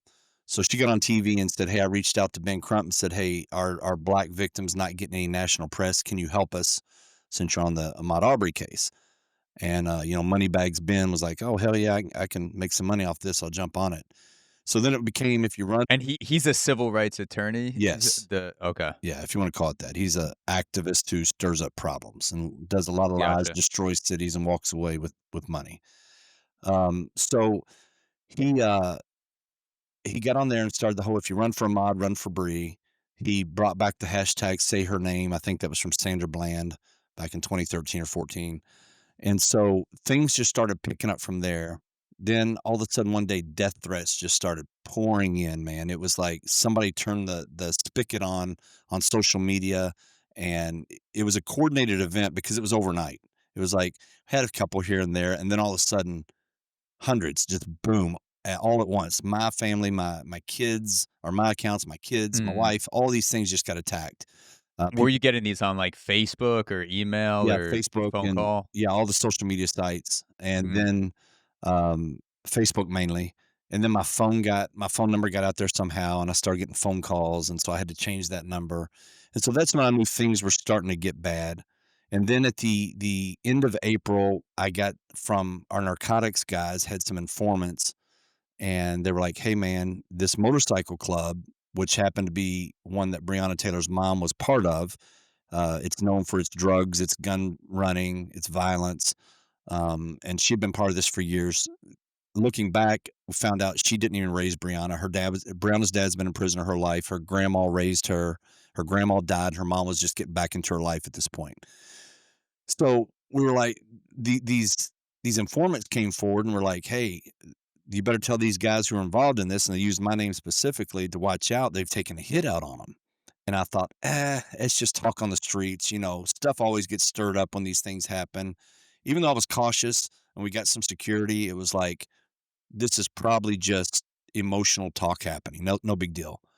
And then the George Floyd happened, May, I think 27th, something like that. And that's Mhm. when it was just like Hiroshima, right? Everything just exploded. And then now they're conflating three events into one between Breonna Taylor in March, Ahmaud Arbery in April, and now George Floyd in May. So you had the whole circumference here happening. They conflated it all as white people. They kept using cops, even though the one in Ahmaud Arbery had nothing to do with cops.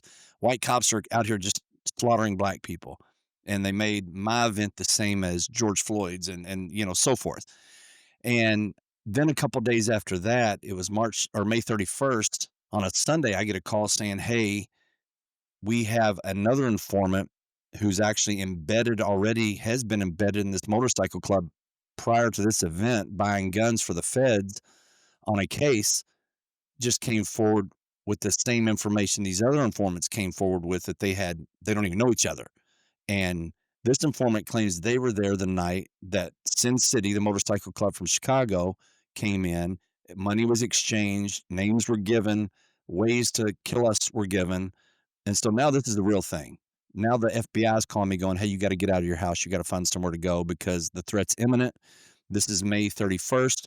June 5th is Brianna's birthday, which was on a Friday. That following Friday, they were having a huge balloon release, and they said they wanted something to celebrate more than just her birthday. but the death of either one of you cops or one of your family members if they can't get to you. So it became Okay. real, man. It was like, holy crap, here we go.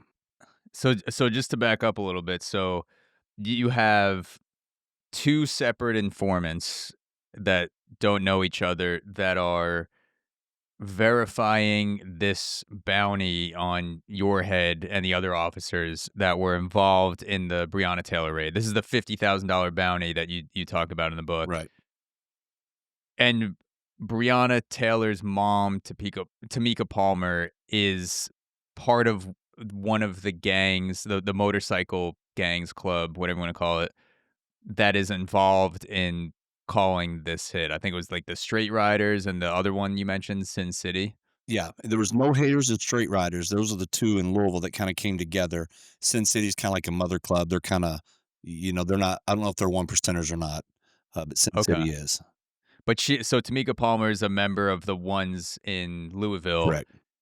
and Sin City, those other two Louisville clubs kind of came together, and both informants unrelatedly verified that there's going to be something that goes down on June 5th with you or other Well, officers or a they combination were hoping before June 5th, so that's what they could before June 5th. celebrate. Right.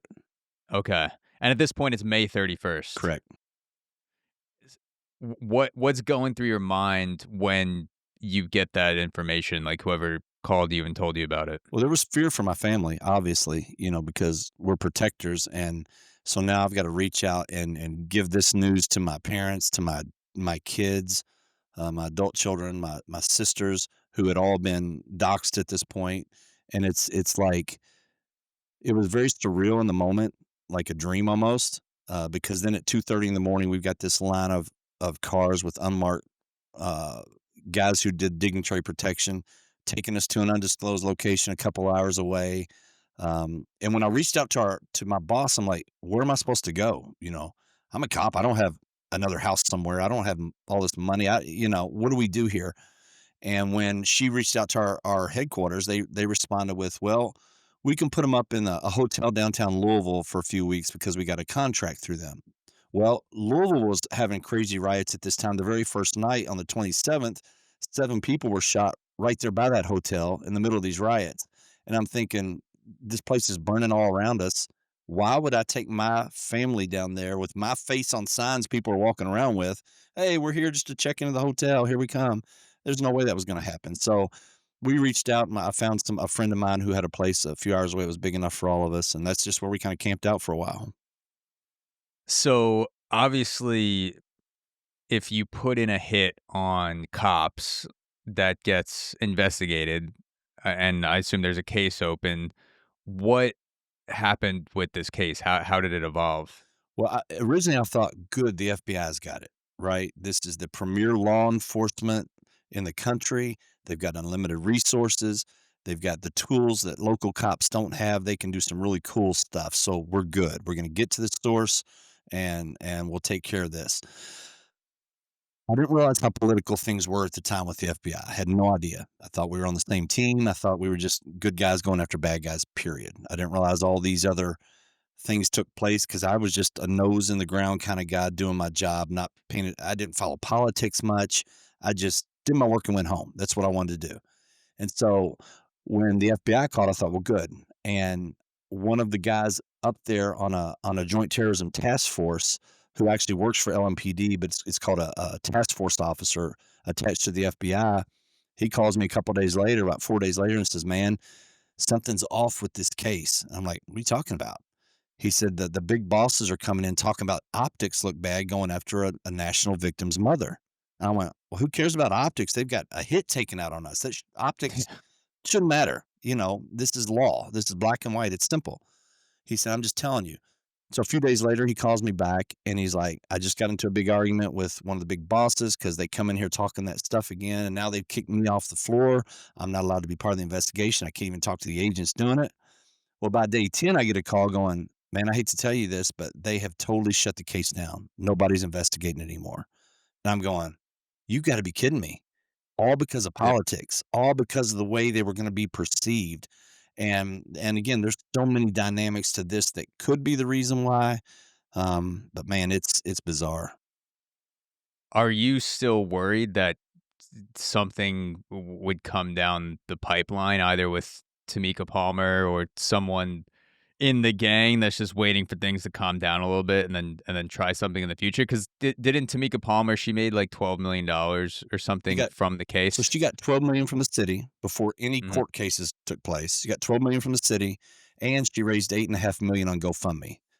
So Mm. now she didn't get the whole 12 million because attorneys get their cut. So it's say you take 40% out of that, that's what, 4.8 million, and Yeah. off of that. So she still got almost 8 million here and 8 million here. You got 16 million bucks. That's a lot more than 50 grand Yeah. now.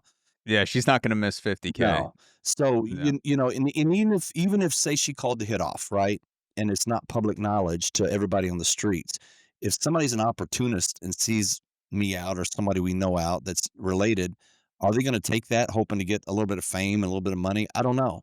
So there's always that fear, always that, I don't go to Louisville a lot, but when I do, it's always on high alert. Mhm. Is I imagine if someone calls a hit on cops, there's gonna be people inside the FBI that wanna move forward Oh, with the they were. case. Was there anyone inside the FBI that was, voicing their opinion where they're like, "This is fucking bullshit, Yeah. like, this should be pushed forward," Agents that the agents that were yeah, running it were pissed off, right? They wanted to yeah, do the right thing, but once you get in that upper command, just like on police departments, just like anywhere else, it becomes so political, and it's ridiculous it's that way because politics should not be in any law enforcement, period, but it is, and because that was the case, those guys were ticked off, and they were given orders, "You'll lose your job if you do anything with this case." So, I don't really blame them because their hands are kinda tied. I just think it's a sad state we're in that if they're gonna do that to police officers who are, quote, "on their side" or on the same team, what are they go what prerogative are they gonna use on everyday citizens that they just don't like? They don't like your religious belief or they don't like your political stance. Then what, they just choose not to help you? That stuff, that kind of put a bad taste in my mouth for law enforcement, honestly. yeah. There was something I wrote down you said about police chiefs in a past interview, and I guess this would apply to heads of the FBI too, where you said police chiefs are like NBA coaches and they're all just on the same circuit trying to get another job. Can you talk about that dynamic of the police chiefs versus like the political posturing? Yeah, so chiefs in most cities are hired by mayors.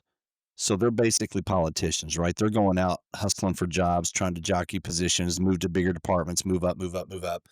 And so because they're not beholden to the people like elected sheriffs are, then these mayors run police departments. So the orders come down from the top, the chief gets it, and he pushes the same orders down to the people, whether it's right for the city or wrong for the city. But it's always a political push and a narrative that's getting directed. Like, I can't tell you how many times we would have units that were aggressive units that were going out being proactive, and because they were making a difference, but because they were proactive in areas that needed it, they got backlash from the community, and it wasn't from the citizens, it wasn't from the law-abiding citizens, it was from the activists who said, "Oh, no, you're over-policing our community," so they'd have to pull out, and then crime would go up and innocent people would die, all because of Mm, politics.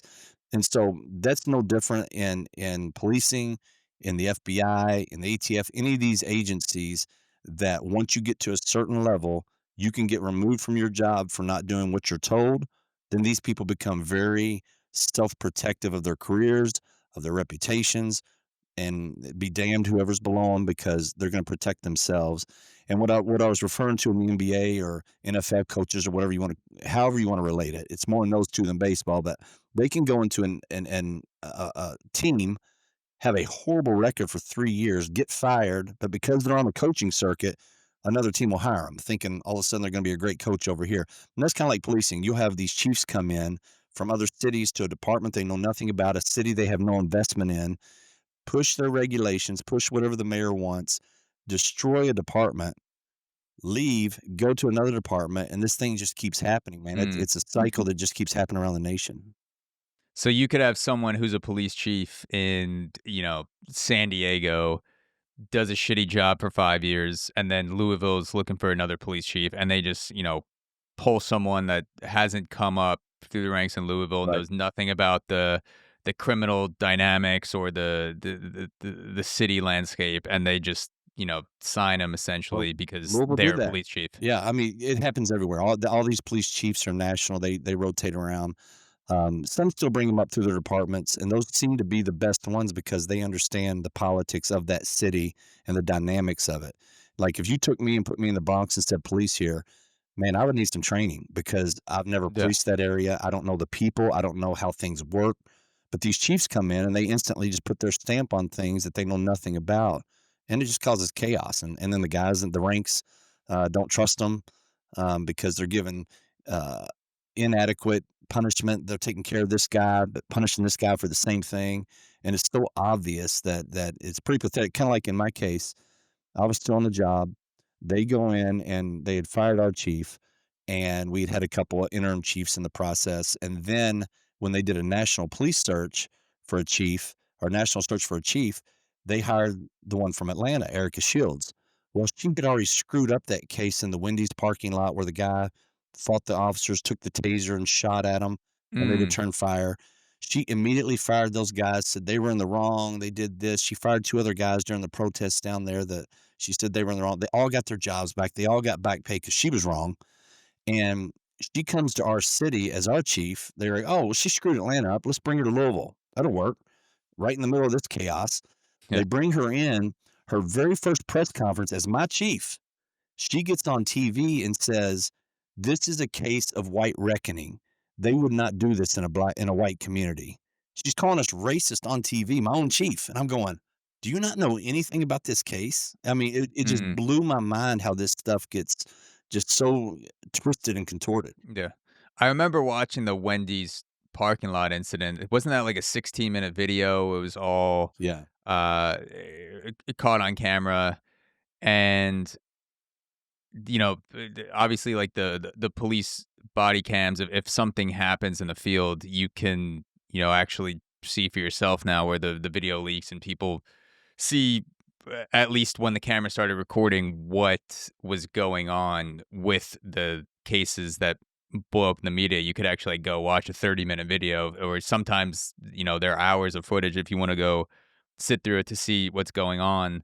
Was there any sort of footage with the Breonna Taylor raid where body cams, like was that something your department was utilizing at the time? What was going on there? They were utilizing it. Narcotics didn't have them. That was the policy there because the thought process behind that was if I come to you and I'm like, Zach, man, we just got you with all this dope, dude. And I've got this camera perched up on my shoulder recording you, and I'm trying to get you to flip on the next guy. You'd be like, man, I ain't talking. My face is on there. Yeah. You want to record me talking about this so a defense attorney can open records it and then have me killed? That's not going to happen. So that was the case then. I would give anything for me to not be known and to have video of that night so people could see the truth of what happened. Um, Now they do have them, or when they make entry, they have to have them, which I think is fantastic. But we didn't have them at the time. I didn't even have one assigned to me. There was a couple of guys that had them assigned to them because if you worked off duty in uniform, you had to wear a camera, but you still didn't have to wear them on the raids. That was in that specific situation. There was another guy there that night who did the highway interdiction, and during that job, he's in uniform, has to have the camera because he's recording all the interaction with people on the highway. Again, not policy to have it on that night, so he didn't have it on. And they got raked through the coals for that, but they were abiding by policy, so it's not like they had stepped out and done something wrong. There is footage of people that showed up after the scene, like there's video of them treat me on the ground, and you can see all the blood and all the stuff. But there's none actually of the event, which I wish there were. Yeah. Was there anyone in your upper command at the time when the media frenzy was at its peak that they might not make a public statement, but they would say to you personally, like, "This is fucked up," and you know, it's too bad that all the misinformation is being spread in the media, or was like no one in your command really saying anything to you? My major, the one I reported to in narcotics, was great. Man, she put her neck out there. She was actually on a video call with the FBI, um, and the U.S. attorney and a couple other people, and she had a very good investigative background, and she is the only one that stood up for us. And she was asking them, "Well, how come you haven't investigated this? How come you haven't looked at this angle? How come you haven't talked to this person?" They cut the video chat off. They end up demoting her and threatened the FBI threatened to charge her with interference in a case if she kept bringing this stuff up. And Jesus. oh, it's unbelievable. I never heard after the second day in the hospital, I never heard from the chief's office, any of the upper command, except for one time on a 5-minute phone call after the incident. Other than that, man, they distanced themselves. They refused to put information out. I even reached out and said, "When are we gonna put the truth out that we had the right address?" Because you had LeBron James, you had Kamala Harris getting on TV Yeah. saying, they were at the wrong house, and I'm like, "Just put the cover sheet out. This isn't." If we had body cams, the protocol was 24 hours that body cam got released. Well, unfortunately, we didn't have them, but we've got this hard evidence showing the facts of the case, that she wasn't in bed, that we weren't at the wrong house, that Jamarcus Glover hadn't been in custody for 10 hours. It was simultaneous. Just put that out to diffuse the emotions, bring them down a little bit in the city. And their answer was, "We don't want to do this because we don't want to set precedent for future cases." And I'm going, "Okay, well, I guess we're just casualties of war here then," and that's what it turned out to be. Yeah. I mean, to have I mean, it's one thing to have your own department turn on you, except for the woman who put her neck on the line, the major. But it's another thing to like you said, you had LeBron James coming out. It was all with the Say Her Name campaign with it was like Oprah, LeBron James, All anybody. wasn't it like the president, Kamala Harris, Beyonce, Snoop Dogg, Yeah, anybody you can George imagine. I got files on George them. Clooney. Yeah, Uh, what Jennifer do you think? Lawrence, yeah, all of them. y- Cardi wh- B, all the rappers, all they made songs after, they did all kinds of stuff. It was unbelievable. what does that feel like to not only have the laser pointed at you by politicians based on misinformation, but to essentially have the entire pop cultural globe focused in on you? In sports too, and that's what really got me because Sports, I yeah. liked watching sports, but then it got to the point where I didn't care if I turned a basketball game, a football game on, baseball. The commentators were talking about the Breonna Taylor incident and the cops, and they botched the raid, and they did the wrong thing, and I'm sitting there going, "Man, I can't watch anything," because it would piss me off. And the people I liked watching movies in, I'm like, "Man, they just said that for real?" Are they ignorant, or just is it just the script they're following because everybody's saying it, so they wanna be on the right side of this history? I don't know the case, but we couldn't talk. At that time, we had gag orders on us because if you talk during an investigation, then the city can refuse to cover, like, the $12 million lawsuit. We would have been on the hook for that, personally. Mm. And even if you don't do anything wrong. But if you talk out of turn, man, they're gonna punish you. And so we couldn't talk. So All you could get pinned with having to pay the 12 million, Yeah. even though the person's not directly suing you; they're suing the department. Well, because we're all personally named in that lawsuit. Okay. And so, um, so we got gag orders. All these people were talking, like, one Cardi B post got over 17 million views and then a bunch of shares after that. And I'm thinking, there's no way you can fight this. You can't. I'm nobody. I have no voice. I have no following. I'm just a cop that nobody knows about other than they think he's a racist white dude who kills black people. And so that was you felt like the world's closing in on you is what it felt like, because all these Mm. people you like or admired or followed or wanted to watch or listen to or whatever, all of a sudden you were enemy number one. Well, maybe enemy number two after Derek Chauvin, but you were right there. It was 1A, 1 and Yeah. 1A. And so it was pretty discouraging for a while. And I just had to disassociate from that, because if not, it was going to drive me totally insane. Yeah. You've talked about how a lot of the lies and the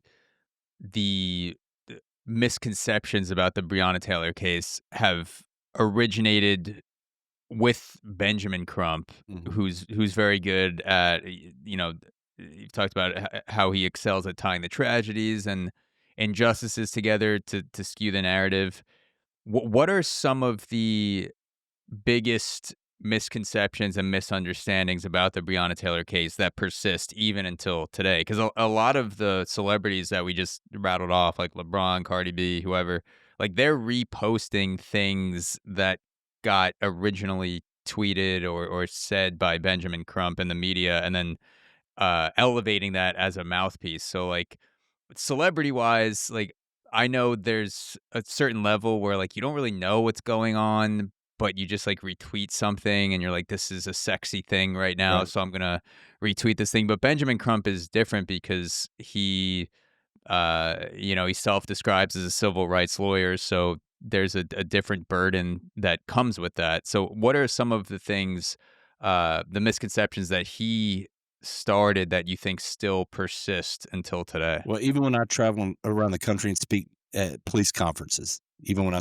speak at those, I speak at others as well, but at those, I have so many people come up to me and go, "Man, I had no idea. Everything I thought was a total opposite." For instance, the big thing was he said we had the wrong apartment. We shouldn't even have been there. It was the wrong apartment.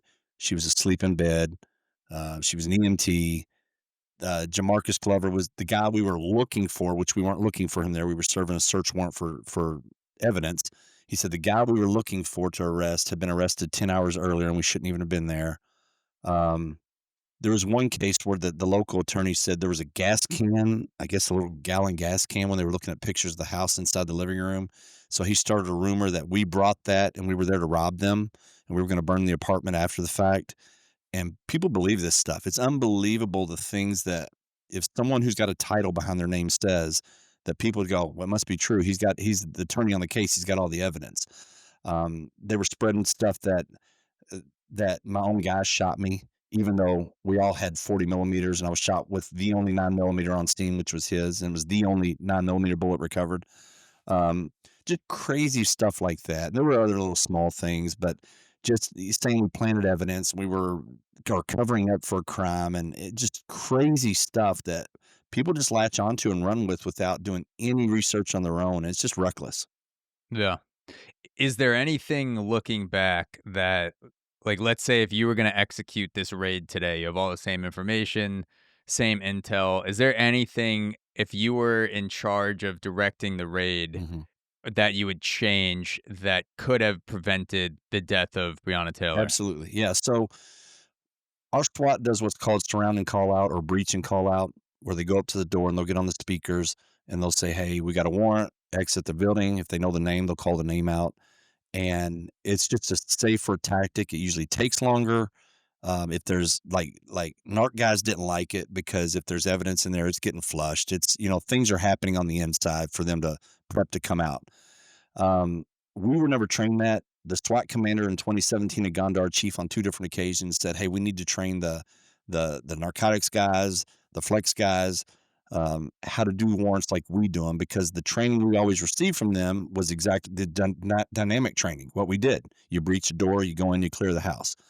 And they said those tactics are kind of outdated as far as safety wise. We need to go to these. And the chief at the time said, we don't have the manpower or the resources to do it. Which, looking back, those little bit of resources could have saved a couple $100 million. Um, and so it's very short sighted on the department. So I would have done a breach and call out, breach the door, boom, just like we did, except instead of exposing ourselves, again, give additional commands and wait, and hoping that they would retrieve themselves. Another thing we used to do, and it wasn't policy, but it was just smart, is because we're in unmarked cars and quote plain clothes, we would always have a marked unit come up outside right in front of the place where we're serving the warrant. And as soon as we started knocking on the door, we would have them hit their lights and sirens to let the community know, to let the people inside know that it's the police are not getting robbed. And when manpower shortages started going down a few years before this, we would call and say, "Hey, can we get a marked car at this location at this time?" They'd be like, "Oh, we're holding 20 runs. It might be 3 hours, 4 hours, or it may not happen. It might because those runs a lot of times get pushed over to the next shift." Mm, So that kind of got out of habit. Again, it wasn't policy, but it was smart. We quit doing it. Um, Stuff like that. And then maybe I would have pushed back and went, "Do we really need to hit this house for documents and money on this female at 12:40 in the morning? Could that wait? Can we get him in custody? She's not going to flush money. We can have somebody sitting on the apartments. That way, in case she hears about it and tries to leave, we can grab her." We've done that many times. yeah. So yeah, there are definitely some things that should have been handled differently.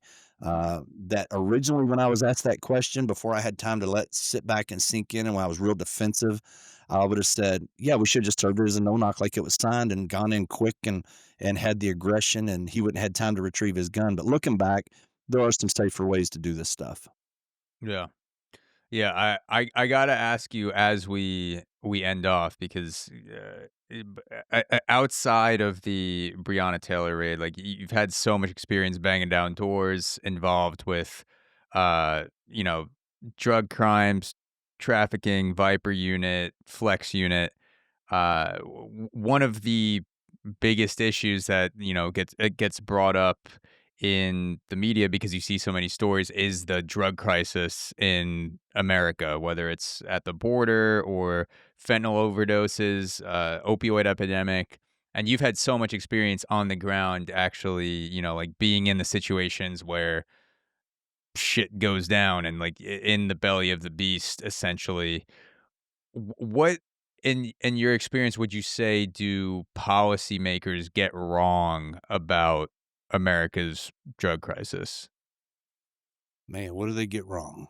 Um, I think it's the fact that it doesn't matter what neighborhood you live in, how you were raised, how much money your family has. I don't care if your dad's a cop. I've seen drugs affect every aspect of every life, unfortunately. We wanna pigeonhole it to these poor communities, and it is rampant there. But man, it's everywhere now. It doesn't matter. It's in the military, it's everywhere. And I think the thing they glossed over is simply saying, "Oh, well, that's a user's problem." But if you cut off the source, which I think our government has played a big hand in getting that source going, unfortunately, back in the days, but I think that's just the main thing, not taking it on a personal, emotional level, not having the empathy to say, "Man, this is tearing lives apart. This is tearing our country apart." And I know a lot of people, especially um, the libertarians, want to say, "Well, we should all have our own. We can do whatever we want, and if we choose to put that in our bodies, so be it." But the drugs are different. It's not like smoking a cigarette or doing whatever. These, unfortunately, when people get addicted to the hard stuff, I'm not talking about just weed. I'm talking about hard stuff.